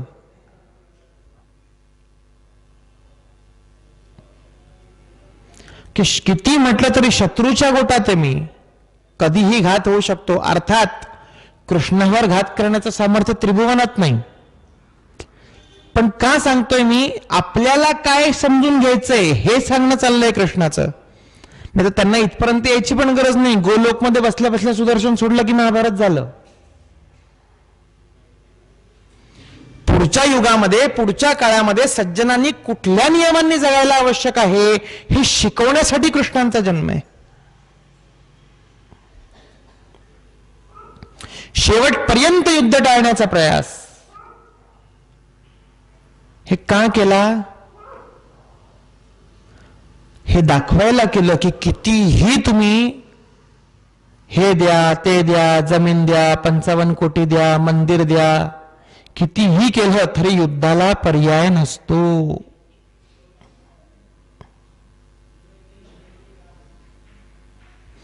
कितीही युद्ध टाळण्याचा प्रयत्न करा, ज्यांना युद्धच हवंय त्यांचं तुम्ही काही करू शकत नाही. काय सांगितलं होतं कृष्णाने? पहिली अट पूर्ण राज्य द्या, नाही मान्य अर्ध राज्य द्या, नाही मान्य 5 गाव द्या. पण तरी उत्तर काय आलं? सुईच्या नोका बरोबर एवढी सुद्धा जमीन मी देणार नाही. ह्याला काय म्हणतात? युद्धाची खुमखुमी. आणि स्वतःबद्दल असलेला नको तो अहंकार.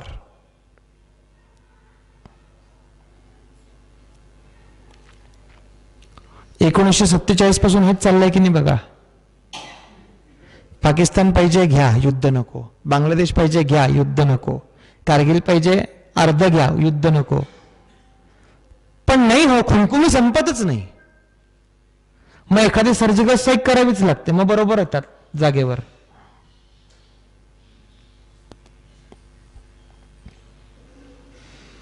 हे कृष्ण आम्हाला शिकवतात. सजग राहणे, सावध राहणे, स्वतःच्या कीर्तीचा त्याग करण्याने प्रसंगी कुठल्याही परिस्थितीत धर्मासाठी लढणे, धर्मासाठी उभे राहणे.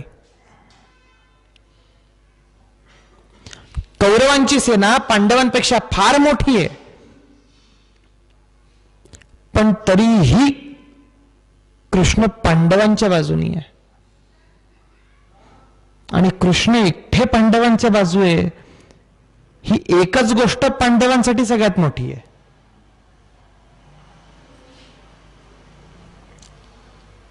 आणि ह्यात कृष्ण काय करतात? न धरी शस्त्र करी मी, गोष्टी सांगेन युक्तीचा आचार. का शस्त्र नाही घेतलं? युद्धाला घाबरले.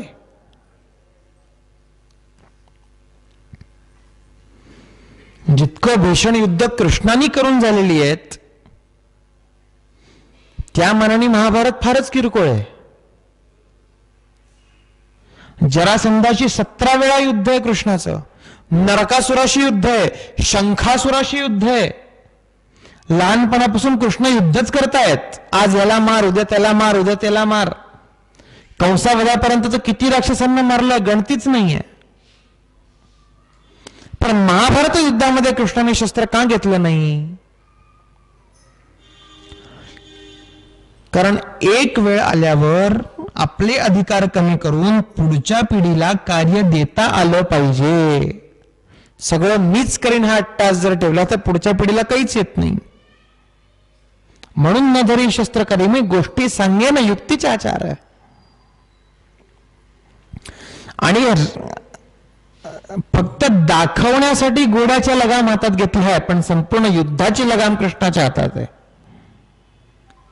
अर्जुन काय करेल हे कृष्ण ठरवतात, भीम काय करेल हे कृष्ण ठरवतील, युधिष्ठिर काय करेल हे कृष्ण ठरवतील. किंबहुना कृष्णाची नीती इतकी सामर्थ्यवान आहे की कौरव सेना काय करेल हे सुद्धा कृष्ण ठरवतील. याला म्हणतात नीती. फार मोठं चरित्र आहे हो, अथांग चरित्र आहे, अनंत चरित्र आहे कृष्ण म्हणजे. कृष्णाच्या जीवनामध्ये येणारा प्रत्येक प्रसंग आम्हाला काहीतरी सांगून जातो. आम्हाला त्यातलं मथित काढण्याचा प्रयत्न केला पाहिजे. या प्रसंगातून आम्हाला काय कळतं? योग्य वेळेवर आपल्या अधिकारांचा त्याग करून पुढच्या लोकांना तो अधिकार देता आला पाहिजे. हे वाक्य मी घराबद्दलही बोललो आणि राष्ट्राबद्दलही बोललो.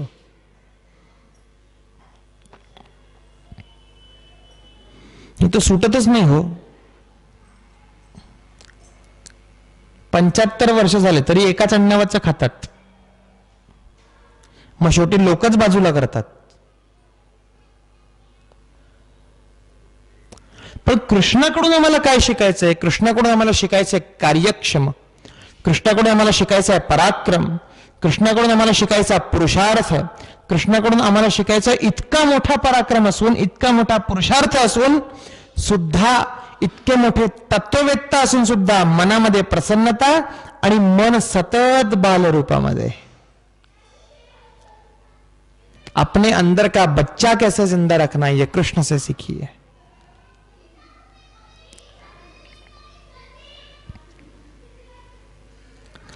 कृष्णाकडून शिकावं एका स्त्रीचा सन्मान. किती प्रसंग आहे हो कृष्ण चरित्रामध्ये स्त्रियांच्या सन्मानाचे.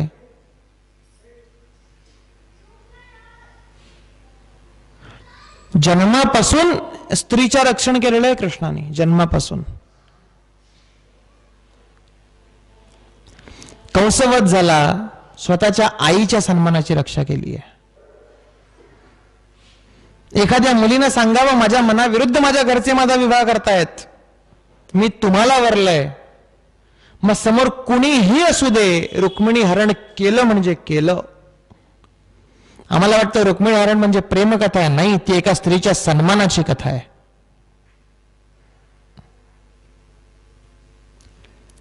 स्त्रीच्या मूलभूत इच्छा कशा जिवंत ठेवाव्या किंवा एखाद्या स्त्रीचा मूलभूत अधिकार कसा जिवंत ठेवावा हे सुद्धा कृष्ण शिकवतात. अगदी स्वतःच्या घरामध्ये जरी हा प्रसंग घडला तरीही कृष्ण आडवे आले. कुठला प्रसंग? सुभद्रा स्वयंवर. बलराम परस्पर दुर्योधनाशी विवाह ठरवून आले होते, पण सुभद्रेनं सांगावं नाही, मला दुर्योधनाशी विवाह नाही करायचा, तुझा आत्मसन्मान आहे ना, जा. तिथेही कृष्ण येतात. द्रौपदी वस्त्राकर्षणाच्या वेळी कृष्ण येतात. स्त्रियांचे अधिकार, स्त्रियांचा सन्मान कसा सुरक्षित ठेवावा हेही कृष्ण शिकवतायत. काय नाही हो कृष्ण चरित्रामध्ये.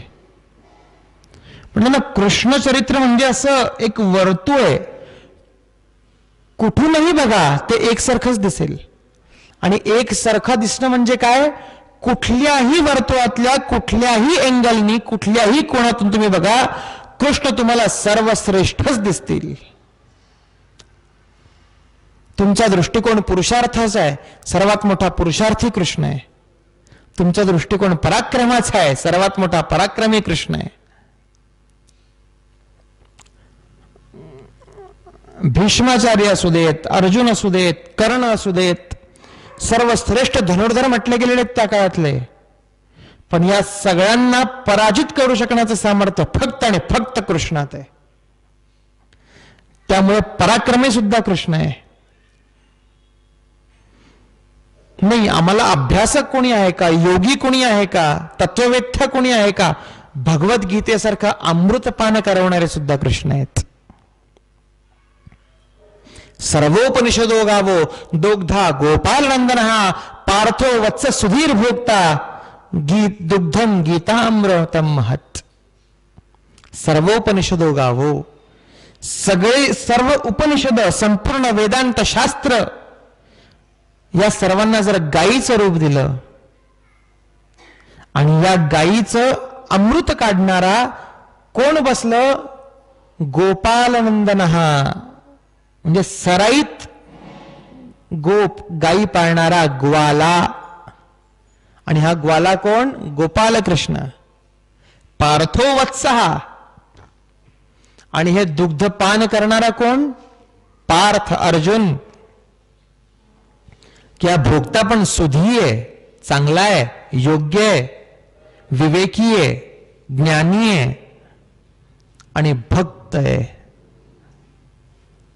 हे सगळं दृश्य पुढे आणा आणि ह्या दृश्यामधून अमृत काय मिळालं? ते अमृत म्हणजे श्रीमद भगवद्गीता.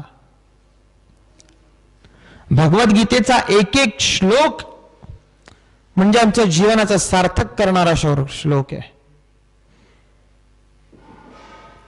पहिल्या दिवसापासून एकाच श्लोकाच्या आधारावर आपली मालिका चालली आहे. कर्मण्ये अधिकार असते मा फलेषु कदाचन. तो पण श्लोक पूर्ण झालाच नाही, फक्त एक अर्धरी. त्यामुळे संपूर्ण गीतेवर चिंतन करण्याचा विचार केला तर किती आयुष्य लागतील मनुष्याला, कल्पना करा. पण संपूर्ण जगातलं तत्वज्ञान फक्त 700 श्लोकामध्ये बांधणारे भगवान गोपालकृष्ण आहेत.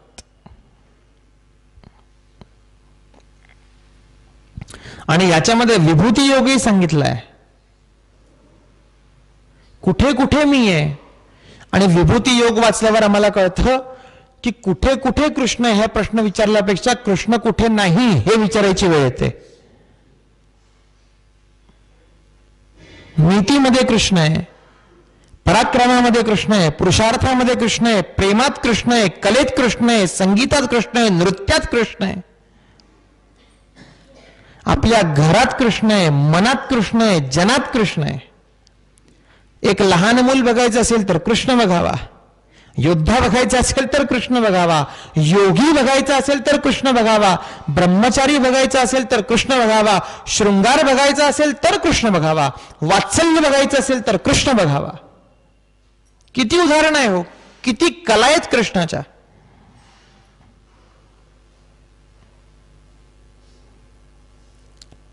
आणि हे सगळं करत असताना जीवनात महत्वाचं काय?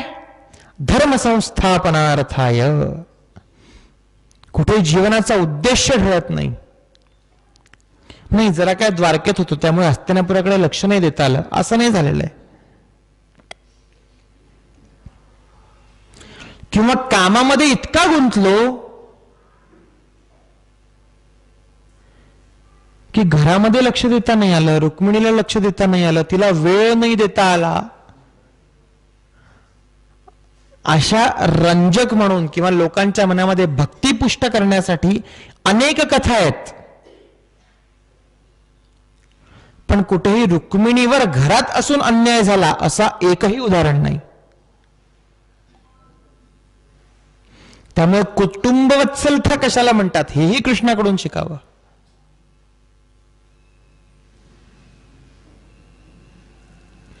जो भक्त म्हणून भक्ती करेल त्याच्यासाठी भगवंतही कृष्ण आहे, आणि जो कुटुंब म्हणून भक्ती करेल त्यामुळे कुटुंबासाठी भक्त, भगवंत, भाऊ, पिता, पुत्र, पती हेही कृष्ण आहे. वात्सल्याचा प्रमोत्कर्ष सुद्धा कृष्ण सांगतात, स्त्रियांचा सन्मानही कृष्ण सांगतात, युद्धाची नीतीही कृष्ण सांगतात, प्रेमाची नीतीही कृष्ण सांगतात.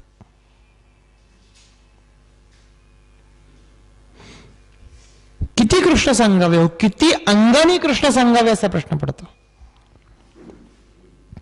महाभारतामध्ये तर प्रसंगावर कृष्ण आहे. द्रौपदी वस्त्राकर्षणाच्या वेळी जर कृष्ण आले नसते तर काय झालं असतं कल्पना करा.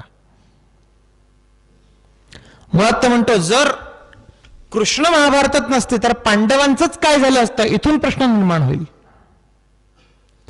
पण कुठल्याही प्रसंगी आणि कृष्ण सर्वात श्रेष्ठ नियोजक आहेत. म्हणजे काय,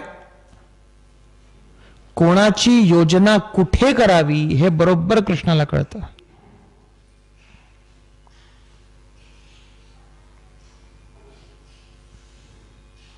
शास्त्रकार म्हणतात अमंत्रम अक्षरम नास्ति, अमंत्रम अक्षरम नास्ति, नास्ति मूलम वनौषधिम, अयोग्य पुरुषः नास्ति, योजकस्तत्र दुर्लभः. जगात असं कुठलं अक्षर नाही जे मंत्र होऊ शकत नाही. जगात अशी कुठली वनस्पती नाही जी औषध होऊ शकत नाही.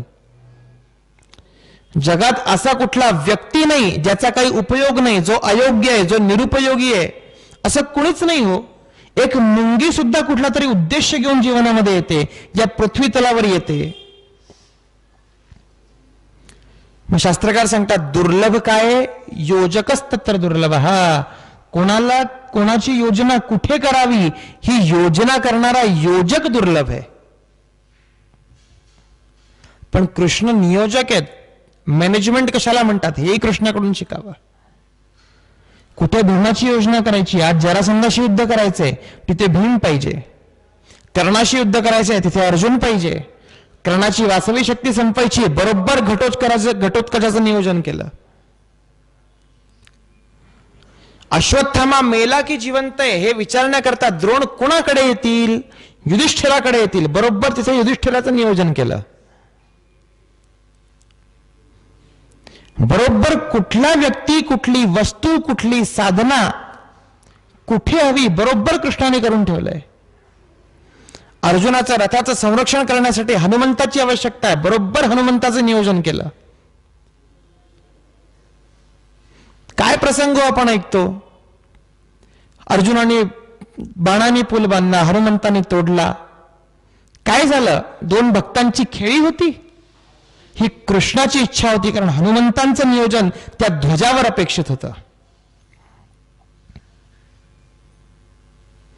अर्जुनाकडून भगवतीची साधना करून घेतली महाभारताच्या पूर्वी. का? कुठे काय आवश्यक आहे हे बरोबर कृष्णाला कळतं, म्हणून कृष्ण मॅनेजमेंट गुरु सुद्धा आहेत.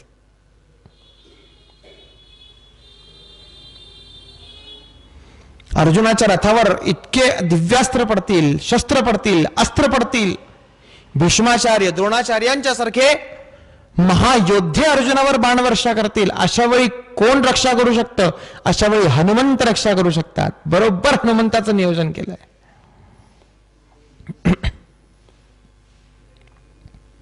कुठे कृष्ण नाही. किती मोठं राजकारण असेल, सुभद्रा जर दुर्योधनाची पत्नी झाली तर दुर्योधनाचा वध करणं शक्य होणार नाही. बघा, इथे स्त्रीचा सन्मान पण राखला आणि राजकारण सुद्धा राखलं.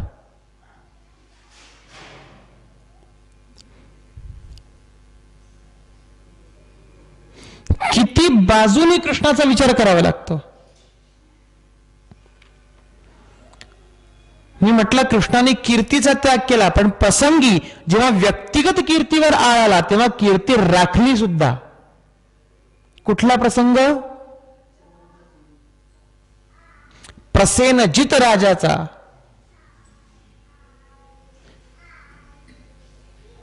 तो जो मणी दिला होता सूर्याने आणि कृष्णावर आळ आला की कृष्णाने चोरी केला, त्याच्यावेळी व्यक्तिगत कीर्ती सुद्धा राखली आहे. पण कधी जेव्हा कीर्तीचा विषय व्यक्तिगत आहे, तेव्हा जेव्हा धर्माचं रक्षण महत्वाचं आहे, जेव्हा न्यायाचं रक्षण महत्वाचं आहे, तेव्हा स्वतःच्या कीर्तीचा त्याग केला म्हणजे कृष्ण आहे. इतकं सगळं चरित्र जर ऐकलं ना तर आम्हाला एकच वाक्य मिळेल, ते म्हणजे काय? कृष्णाला आपल्या जीवनाचं बॅलेन्सिंग कळलं. कुठे काय करायचं, कुठे काय नाही करायचं, कसं करायचं. आणि आम्हाला कृष्णाकडून काय शिकायचंय? ते आम्हाला कृष्णाकडून शिकायचंय आमच्या जीवनाचं बॅलेन्सिंग. आणि ह्या बॅलेन्सिंगला आमच्या अध्यात्मामध्ये नाव दिलंय विवेक. काय बरोबर आहे, काय चूक आहे, काय योग्य आहे, काय अयोग्य आहे, कधी काय करावं, कधी काय करू नये, आजच्या परिस्थितीमध्ये काय करणं अपेक्षित आहे, आजच्या परिस्थितीमध्ये काय टाळणं अपेक्षित आहे, आजची विधी काय आहे, आजचा निषेध काय आहे, या सगळ्याचा सदसद विचार करणं म्हणजे विवेक. आणि या विवेकाचं चिंतन करणं म्हणजे कृष्ण. समर्थ रामदास स्वामी म्हणतात, सावधान व्हावे, विवेका पहावे. सावधानता आणि विवेक या दोन फार महत्वाच्या गोष्टी आम्हाला कृष्णाच्या चरित्रात दिसतात. बघा, कृष्ण वचन देताना सुद्धा किती विचार करतात. कृष्ण शब्द देताना सुद्धा विचार करतात, विवेकानं विचार करतात. ह्याला हे बोललेलं कधी फळेल, कधी फळवायचंय, हे दिलेलं वचन कधी सिद्ध करून घ्यायचंय, बरोबर कृष्णाला कळतंय. आणि का कळतं हे? कारण मन प्रसन्न आहे, मनावर कुठलं ओझं नाहीये, मनावर कुठला कचरा नाहीये, मन कशातच लिप्त नाहीये, म्हणून मन सतत प्रसन्न आहे. आणि मन प्रसन्न आहे म्हणून मुखावर हास्य आहे.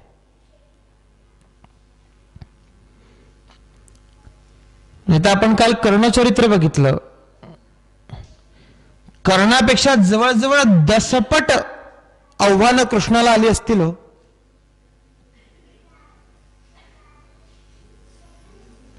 जन्मतः आई वडिलांपासून वेगळे झाले, जन्मतः. आणि जिथे गेले तिथे सतत आयुष्यावर घात.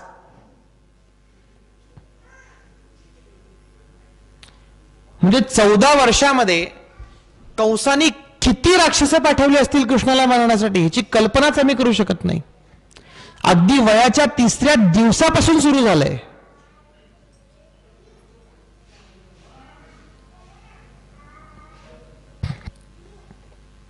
किती आव्हान आहे कृष्णाच्या जीवनात. 14 वर्षानंतर आई वडिलांना भेटण्यासाठी काय करावं लागलं, स्वतःच्या मामाला मारावं लागलं.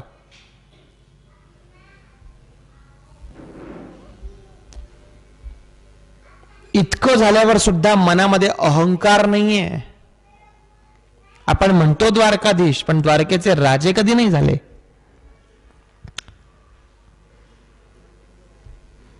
कृष्ण आपल्या जीवनामध्ये किती राजसिंहासनाचा त्याग करतात. खरं म्हणजे सगळ्यात पहिले कंसाला मारलं. आता मथुरेचं राज्य अधिकारानं कोणाचं आहे, कृष्णाचं आहे. पण कृष्ण घेत नाहीत, उग्रसेनांना राज्यावर बसवतात. द्वारका वसवली कृष्णाने, पण द्वारकेवर राज्याभिषेक कधीच नाही करून घेतला. जरासंधाचा वध भीमाकडून करविला. राज्य कुणाला दिलं, जरासंधाच्या मुलाला दिलं. अधिकार कोणाचा होता, कृष्णाचा होता. नरकासुराचा वध केला, त्याचं राज्य नाही घेतलं. संपूर्ण महाभारत घडल्यावर समजा कृष्ण म्हटले असते की संपूर्ण युद्ध मी करवलंय, हस्तिनापूर माझं, हे कृष्ण बोलू शकत होते. तेवढा त्यांचा अधिकार होता, कारण तेवढी मोठी भूमिका त्यांनी महाभारतात बजावली होती. पण तरीही राज्य घेतलं नाही. म्हणून कृष्ण मोठेत की कुठलंही पद न घेता, कुठल्याही पदाची लालसा न करता, मला अमुक मिळालंच पाहिजे, मी इतकं देईन तुम्हाला, पण मला हे पद पाहिजेच, की मला तिथे माझं तिथे काहीच पद नाहीये, मी कशाला तिथे जाऊ कामाला, असं कुठलंही चिंतन न करता आपल्या जीवनामध्ये कुठलंही पद घेतलं नाही. म्हणून जगातला प्रत्येक माणूस कृष्णाच्या पदाशी आहे. कीर्तीचा त्याग, काय हवंय काय नकोय त्याची आवश्यकताच नाही. धर्माचा विजय जास्त महत्वाचा आहे.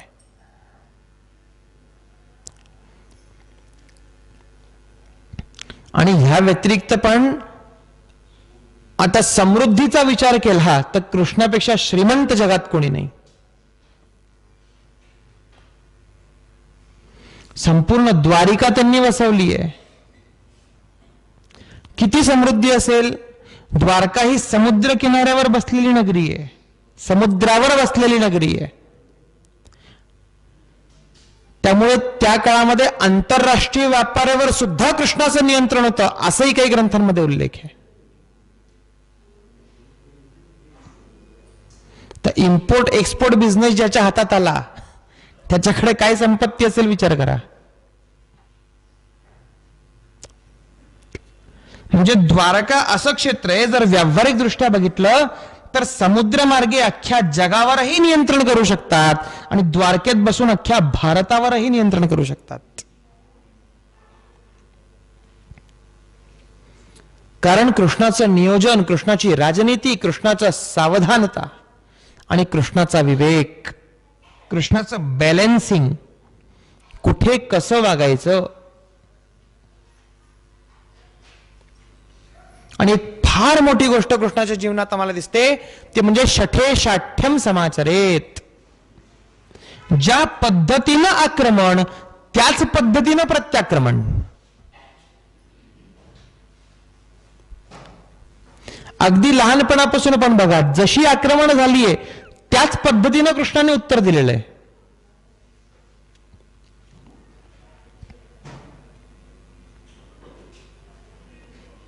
पूतना लहानपणी अगदी आली, जिथून त्यांना मारणार होती तिथूनच तिला मुक्ती दिली.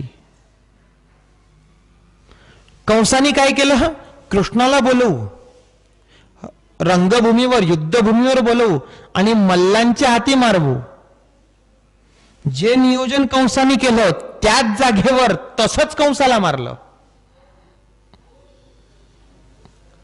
पण जशी आव्हानं तशी उत्तर आहे कृष्णाकडे. कृष्ण आणि छत्रपती शिवाजी महाराज या दोघांच्या जीवनामध्ये एक फार महत्वाचं साम्य आम्हाला आढळतं. ते साम्य म्हणजे की ज्या प्रकारे शत्रू आलाय त्याच प्रकारे त्याचा वध केला, त्याच प्रकारे त्याला उत्तर दिलं, हा पहिला गुण. आणि एकदा वापरलेली नीती आयुष्यात दुसऱ्यांदा परत कधीच वापरली नाही, ही दुसरी नीती. छत्रपती शिवाजी महाराजांनी काय केलं होतं? अफजल खानाला भेटीला बोलवून मारलं, पुन्हा त्या पद्धतीनं परत कधीच कोणाला मारलं नाही. राजनीती कशाला म्हणतात? जितके शत्रू येतील त्यांच्यासाठी आमच्याकडे नीती तयार आहेत, कोणालाही बोलवा. कंसाला मारण्याची पद्धत वेगळी, नरकासुराला मारण्याची पद्धत वेगळी, कौरवांचा वध घडवून आणण्याची पद्धत वेगळी. कौरवांच्या राजसभेमध्ये जेव्हा शिष्टाईला गेले आणि दुर्योधनाने म्हटलं एकटायस, बांधून बेड्या घालू शकतो, तर मी किती एकटा आहे हेही दाखवलं. पण याच्यामध्ये कृष्ण आम्हाला एकणिक शिकवतात की विराट दर्शन घेऊन किंवा विराट पुरुषाचं दर्शन घेऊन एक वेळ भीष्म सुधारतील, द्रोणाचार्य सुधारतील, अर्जुनाला कळेल, पण दुर्योधनाला त्याची किंमत नसते.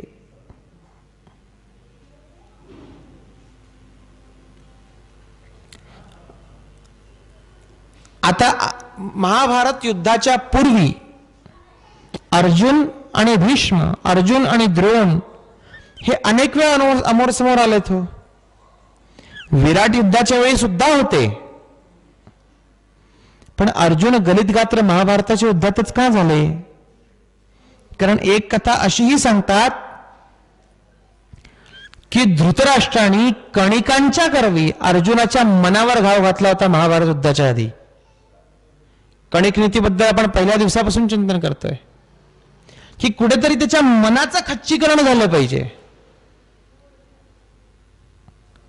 की कसं युद्ध करतोयस तू, सगळेच तर आपले लोक आहे. हे अर्जुनाच्या मनामध्ये घालणारे कणिक आहेत, असंही महाभारत वर्णन करतं. मग अशा वेळी काय, तुम्ही जर बुद्धीवर आक्रमण करणार असाल तर मी बुद्धीच्या आक्रमणाचं उत्तर म्हणून भगवद्गीता सांगू शकतो.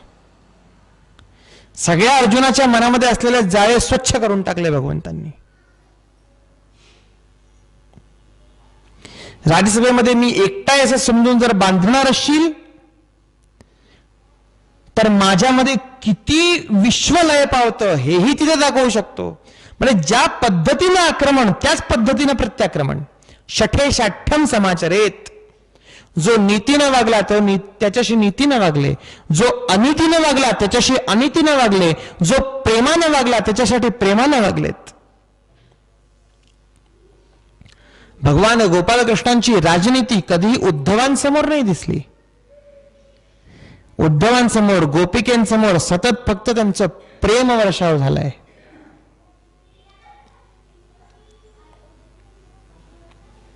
जो जसा आला ये यथा माम प्रपद्यन्ते तांस तथैव भजाम्यहम. जाकी रही भावना जैसी प्रभुमूर्त देखी तिन तेसी.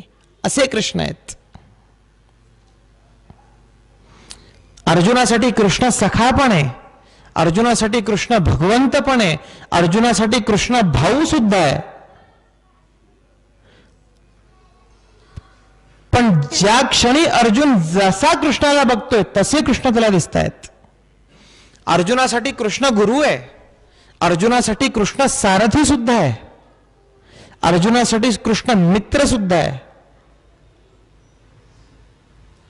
पण प्रत्येकाला त्याच्या त्याच्या भावनेनुसार कृष्ण दिसत आहेत. युद्धभूमीवर संपूर्ण जगाला कृष्ण सारथी दिसत असतील, पण अर्जुनाला गुरु दिसत आहेत. भीष्मांना त्याच कृष्णामध्ये भगवंत दिसतोय.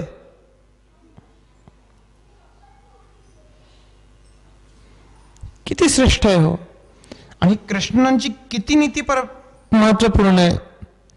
आणि या सगळ्यामध्ये आम्हाला एक दिसतं की ज्याची जशी चूक होती, ज्याची जी अवस्था होती, त्याच पद्धतीनं कृष्णाने त्याचा मृत्यू घडवलाय. कर्णाने आयुष्यभर असहाय असल्याचा फायदा घेतला. मी खूप असहाय होतो म्हणून सिंपती घेतली आणि द्रौपदी असहाय असताना तिचा गैरफायदा घेतला. अभिमन्यू असहाय असताना त्याच्यावर आक्रमण केलं. आता सगळे असताना, दुर्योधनासारखा तुझा मित्र असताना सगळ्यांसमोर असहाय अवस्थेत तुझा मृत्यू होईल. दुर्योधनाने द्रौपदीसाठी स्वतःची जंगा खोलली होती ना, दुर्योधनाची जंगा फोडूनच दुर्योधनाचा मृत्यू होईल. ज्या पद्धतीनं प्रत्येकाने जसा वागला, कृष्णाने तसं फळ महाभारतात त्याला दिलेलं आहे.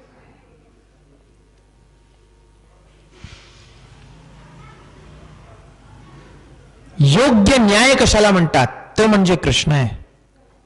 योग्य न्याय. आणि कृष्णावर काय असतं हो बघा.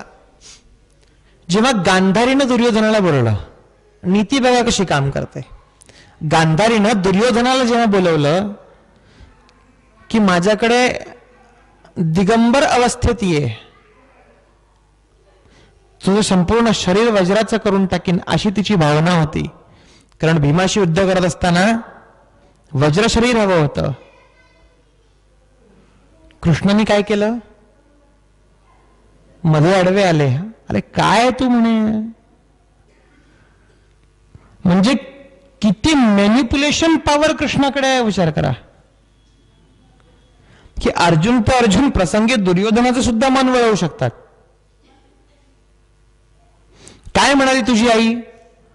म्हणे वस्त्र नसले पाहिजे. मग वस्त्र नाहीये ना, हे तर पान आहे. काही वयाचं भान? म्हणे बरोबर चुकत होतो. आणि बांधून गेला. गांधारीनं विचारलं अंगावर वस्त्र नाहीये ना? नाही वस्त्र नाहीये. पुढे काय आहे विचारलं का? नाही विचारलं. हा बोलला नाही. आणि जेव्हा गांधारीने पट्टी उघडली आणि वरपासून खालपर्यंत पाहिलं, गांधारीने पहिला प्रश्न विचारला, कृष्ण कुठे भेटला?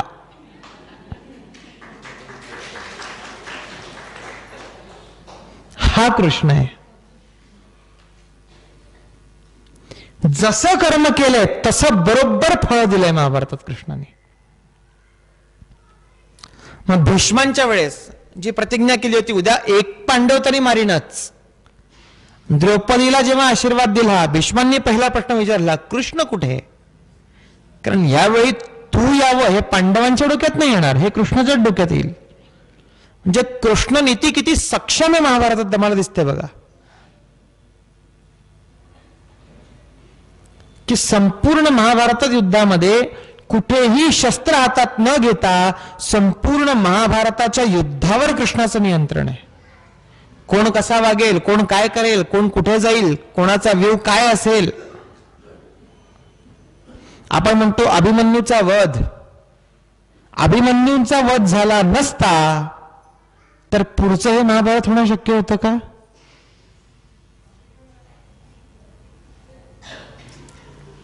अट काय होती? आमच्याकडून अनिती होणार नाही, तुमच्याकडून झाली तर पुढची जबाबदारी आम्ही घेत नाही. बरोबर ती परिस्थिती निर्माण केली.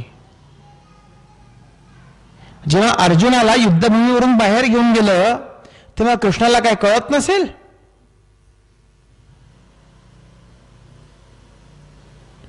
की ह्यांना का बाहेर घेऊन जातात ते? पण माहिती असून सुद्धा कुठे अजाण राहायचं हेही कृष्णाला माहिती आहे. आणि जगद्गुरु असून सुद्धा गुरूंसमोर कसं लीन व्हायचं हेही कृष्णाला माहिती आहे. आमच्या जवळचाच प्रसंग आहे हो, सांदीपनी आश्रमामध्ये. इथेच येऊन शिकलेत. खरं म्हणजे शिकायची काय गरज आहे? पण पुन्हा तेच लोकांना आदर्श देण्यासाठी गुरुकुलात येऊन शिकलेत. आणि आपल्या गुरूंची 6 मुलं आणून परत दिली आहे. शंखासुराचा वध केलाय. खरं म्हणजे तेही राज्य घेऊ शकत होते पण घेतलं नाही.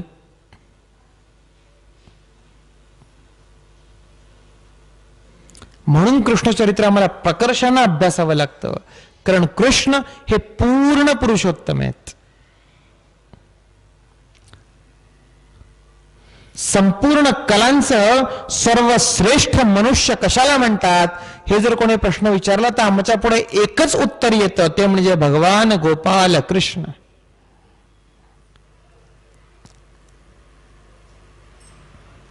म्हणून भगवान गोपाल कृष्ण आम्हाला भगवंत म्हणूनही वाटतात आणि भगवान गोपाल कृष्ण म्हणून आम्हाला मनुष्य म्हणूनही श्रेष्ठ वाटतात. आणि पुन्हा विषय तोच येतो आमच्या चिंतनाचा की ह्या भगवान गोपाळ कृष्णांच्या जीवनातून मथित काय काढायचंय. तर मथित काय हो, मनाची प्रसन्नता, कुठली गोष्ट मनाला लिप्त न होऊ देणे, धर्मासाठी न्यायासाठी सतत कुठल्याही परिस्थितीत उभे राहणे, त्याच्यासाठी प्रसंगी स्वतःच्या कीर्तीचाही त्याग करणे. या भारताच्या भूमीसाठी, या भारताच्या स्वातंत्र्यासाठी, किंबहुना भारत पारतंत्र्यामध्ये जायच्या आधी सुद्धा अनेक बलिदान झालेत, पण प्रत्येक बलिदानाच्या मागे किमान एवढी तरी इच्छा होती की लोकांनी आमचं बलिदान स्मरणात ठेवावं. आम्ही तेवढेही कृतज्ञ राहू शकलो नाही, हे आमचं दुर्दैव आहे. पण किमान त्यांची तेवढी तरी इच्छा होती. पण कृष्ण स्वतःच्या कीर्तीचाही त्याग करतात. लोकांनी रणछोड म्हटलेलं आहे कालयवनाच्या प्रसंगामध्ये. म्हणू देत, मी शस्त्र घेणार नाही, पण शस्त्र घेतलं का? कारण त्या वेळेला त्या परिस्थितीमध्ये धर्माच्या रक्षणासाठी शस्त्र उचलण्याची आवश्यकता होती. कृष्णाने शस्त्र उचललं. जिथे अर्जुनाच्या उपदेशाची आवश्यकता होती, अर्जुनाला उपदेश केला. मी आत्ता हे कसं करू, नाही हे युद्धभूमी आहे, इथे बोललं पाहिजे का, हा कुठलाही विचार कृष्णाने केला नाही. नाही, गीता कसं वेदांत आहे ना, युद्धभूमीवर नाही सांगता येत, चला गुरुकुलात जाऊन सांगू, असं केलं का? ज्या क्षणी जिथे जे आवश्यक आहे त्या क्षणी तिथे तेच कृष्णाने केलंय. म्हणून कृष्ण आहे. म्हणून कृष्ण संपूर्ण जगाला पुरून उडतात. आपण म्हणतो ना, सहस्र शीर्षा पुरुष सहस्राक्ष सहस्रपातम सभूमीं विश्वतो वृत्वा अति अतिष्ठत दशांगुलम.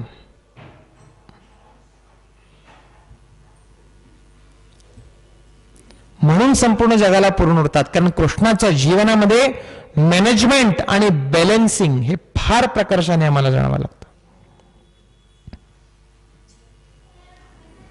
पुन्हा विषय तोच येतो की इतकं मोठं चरित्र आहे, किती सांगणार, कसं बांधणार.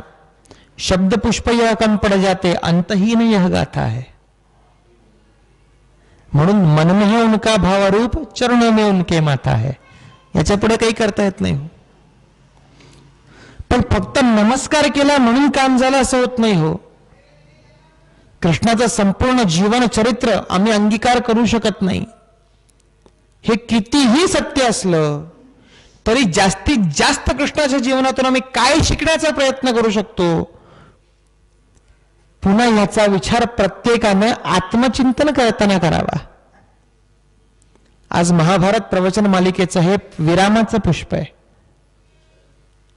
आणि पहिल्या दिवसापासून मी जे चाललो होतो, आपण जे चाललो होतो की महाभारत हे प्रत्येकाला आत्मचिंतन करायला भाग पाडणारा ग्रंथ आहे. महाभारतातून आम्हाला काय शिकायला मिळेल, भीष्मांच्या चरित्रातून आम्हाला काय शिकायला मिळेल, विदुरांच्या चरित्रातून आम्हाला काय शिकायला मिळेल, कर्णाच्या चरित्रातून आम्हाला काय शिकायला मिळेल. बरं, ह्यातले काही बरोबर, काही चूक, काही कला आहेत, काही नाही, हे नाही समजलं तरी संपूर्ण कला असणारा कृष्ण महाभारताने आम्हाला उलगडून दिलाय. जगात चांगल्यातलं चांगलं काय असेल तर कृष्णाकडे बघा आणि तिथून शिका. आम्हाला विधी निषेध कळत नाहीये ना, सरळ लावा. कृष्ण जे वागले ते विधी, जे वागले नाही तो निषेध. कसं वागावं, कसं जगावं, कसं राहावं हे कृष्णांकडून शिकावं. इथपर्यंत जाऊ द्या, काय खावं, कुठे राहावं, कुठे खावं हेही कृष्णांकडून शिकावं. इतका मोठा मेळा होता मित्रांचा, पण चोरी कशाची केली? ही दही आणि माखन. त्यामुळे काय खावं हेही कृष्ण शिकवतात. आणि शिष्टाईला गेलेले असताना विदुरांकडे जाऊन जेवले, त्यामुळे कुठे खावं हेही कृष्ण शिकवतात. किती लहान सहान गोष्टी सुद्धा कृष्ण शिकवतात. आणि जीवनाचं सार्थक कसं करावं, यासाठी परमोत्कर्ष जीवनाचा उद्देश कसा साध्य करावा आणि मोक्ष कसा प्राप्त करावा हे सुद्धा कृष्ण शिकवतात. लहान सहान गोष्टींपासून मोठ्यातली मोठी गोष्ट सुद्धा कृष्ण आम्हाला शिकवून जातात. हो, फक्त महत्वाचं काय आहे की कृष्णाचं शिकवण आणि कृष्णाचं जीवन हे अथांग सागर आहे. आणि आमची अवस्था दुबळी माझी झोळी. किती घेणार, काय घेणार? तरी जास्तीत जास्त घेण्याचा प्रयत्न करावा. प्रत्येकानं आपल्या जीवनाचं आत्मचिंतन करत असताना आम्हाला कृष्ण काय कळला, किती कळला आणि आमचं जीवन मी कसं सार्थक करू शकतो हे चिंतन करत घरी जायचंय. आणि यातलं थोडं जरी मथित प्रत्येकाला प्राप्त झालं तर आपल्या महाभारत चिंतन मालिका कुठेतरी सफल झाली असं समजायला हरकत नाही. फक्त ऐकून सोडून देणे म्हणून प्रवचन नसतं. कुठेतरी जीवनामध्ये त्याचा उपयोग करता येणे, जीवन सार्थक करणे, जीवन सफल करणे हे फार महत्वाचं होऊन बसतं. त्यामुळे भगवान गोपालकृष्णांबद्दल असलेली श्रद्धा, भगवान गोपालकृष्णांबद्दल असलेली भक्ती ही जास्तीत जास्त दृढ करावी. भगवंताबद्दलची भक्ती दृढ करावी आणि तो भगवंत एका मनुष्य रूपामध्ये येऊन आम्हाला काय शिकवतोय याचं चिंतन करून आपल्या जीवनामध्ये जास्तीत जास्त उतरवण्याचा प्रयत्न करावा. 5 दिवसाच्या महाभारत मालिकेमधून फक्त ही 2 वाक्य आपल्याला सांगू इच्छितो महत्वाची, की जास्तीत जास्त भक्ती आणि जास्तीत जास्त नीती. महाभारताकडून काय शिकावं तर ह्या 2 गोष्टी प्रकर्षाने शिकाव्या. आणि जास्तीत जास्त धर्मनिष्ठा, राष्ट्रनिष्ठा, सत्यनिष्ठा, न्यायनिष्ठा आणि कर्मनिष्ठा. आमचं आजचं कर्म हे आम्हाला काय फलित देऊन जाणार आहे ह्याचा चिंतन करून, याचा विचार करून कर्म करावं. म्हणजे अब पछतावा होत क्या, चिडिया चुग गई खेत अशी वेळ येत नाही. लोकमान्य टिळक म्हणायचे, आम्ही विचार करून बोलतो, बोलून विचार नाही करत, म्हणून आम्हाला आमचे शब्द मागे घ्यायची वेळ येत नाही. तसंच आम्हाला आमच्या जीवनामध्ये केलेल्या कर्मांचा पुढे पश्चाताप करायची वेळ येऊ नये असं वाटत असेल तर महाभारताचं चिंतन करावं. आणि महाभारताचं चिंतन करत असताना स्वतःचं जीवन जगण्याचा प्रयत्न करावा. कुठेतरी जीवन सार्थक होईल. हो, 100% साध्य होणार नाही हे आपल्यालाही कळतं, मलाही कळतं आणि भगवंतालाही कळतं. पण भगवंत हे प्रयत्न बघतात. संपूर्ण जगामध्ये मनुष्याचा फक्त सक्सेस बघितला जातो, एफर्ट्स नाही बघत. परीक्षेनंतर आपण रिझल्ट बघतो, मेहनत बघतो का? फक्त भगवंत असं एकमेव तत्व आहे जे रिझल्ट नाही बघत, जे एफर्ट्स बघतात. ह्याने प्रयत्न किती केले. तुझे प्रयत्न प्रामाणिक असतील तर तुझं कार्य साध्य करण्यासाठी मी सिद्ध आहे. पण प्रयत्न तर कर, कोशिश तो करो. आमच्याकडे प्रभू रामचंद्र आणि गोपालकृष्ण ही 2 उत्तुंग आदर्श का दिली की सगळ्यांनी सगळे ते बनू शकतातच असं नाही, पण त्यांच्याकडे बघून किमान काही चांगल्यातलं चांगलं करण्याचा प्रयत्न करावा हे कळावं म्हणून हे आदर्श आहेत. आणि प्रामाणिकपणे प्रयत्न केले की भगवंत साथ देतोच. हो, प्रामाणिक प्रयत्न केले की ईश्वर, भगवंत, ते परमेश्वर तुमच्या मदतीला येतोच. येतो म्हणजे येतोच. अशी अनेक उदाहरणं आमच्या भारताच्या इतिहासातही आहे आणि आमच्या भारताच्या संत मालिकेत सुद्धा आहे. आणि प्रसंगी अगदी सामान्य मनुष्यांच्या जीवनात सुद्धा आहे. त्यामुळे फक्त प्रयत्न करणं आपल्या हातात आहे. जास्तीत जास्त प्रयत्न करावे.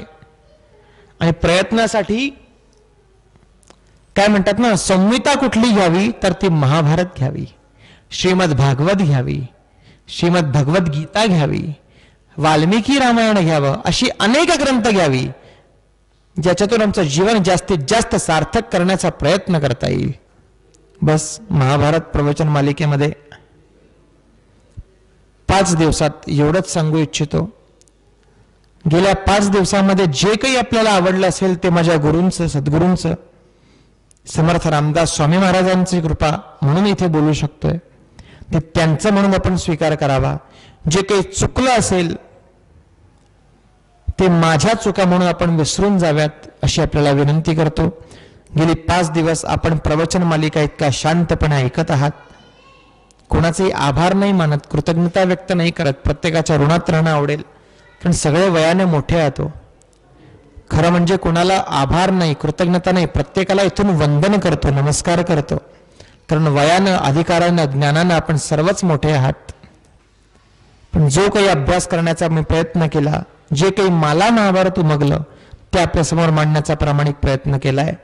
त्यातलं जे चांगलं असेल ते भगवंताचं, जे चुकलं असेल ते माझं, एवढं बोलून आजच्या प्रवचन मालिकेला इथेच विरमतो. उद्यापासून पुढे 5 दिवस वेगळ्या वेगळ्या विषयांवर कीर्तन सेवा करण्याचा प्रयत्न करीन. बऱ्याच लोकांची इच्छा होती की नाही बुवा प्रवचन होऊ देत पण शाहिरी पाहिजेच, पोवाडे पाहिजेच.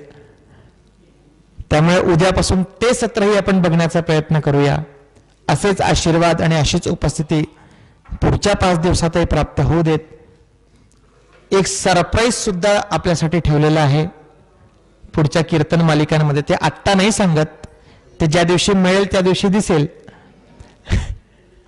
पण जास्तीत जास्त संख्येने उपस्थित राहून आणि मला म्हणून नव्हे हो, या उत्सवामध्ये ही संस्थेची मंडळी, पदाधिकारी मंडळी जे प्रामाणिक प्रयत्न करतायत त्यांच्या प्रयत्नाला यश देणं जितकं भगवंताच्या हातात आहे तेवढंच आपल्या हातात आहे.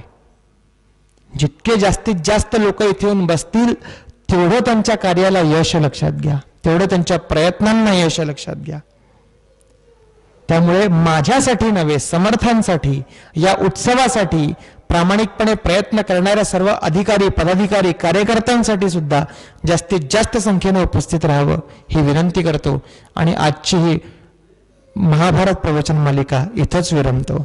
सर्वांनी हात जोडून म्हणावं, सदा सर्वदा योग तुझा घडावा, तुझे कारणी देह माझा पडावा, उपेक्षु नको गुणवंता अनंता, रघुनायका मागणे हेची आता.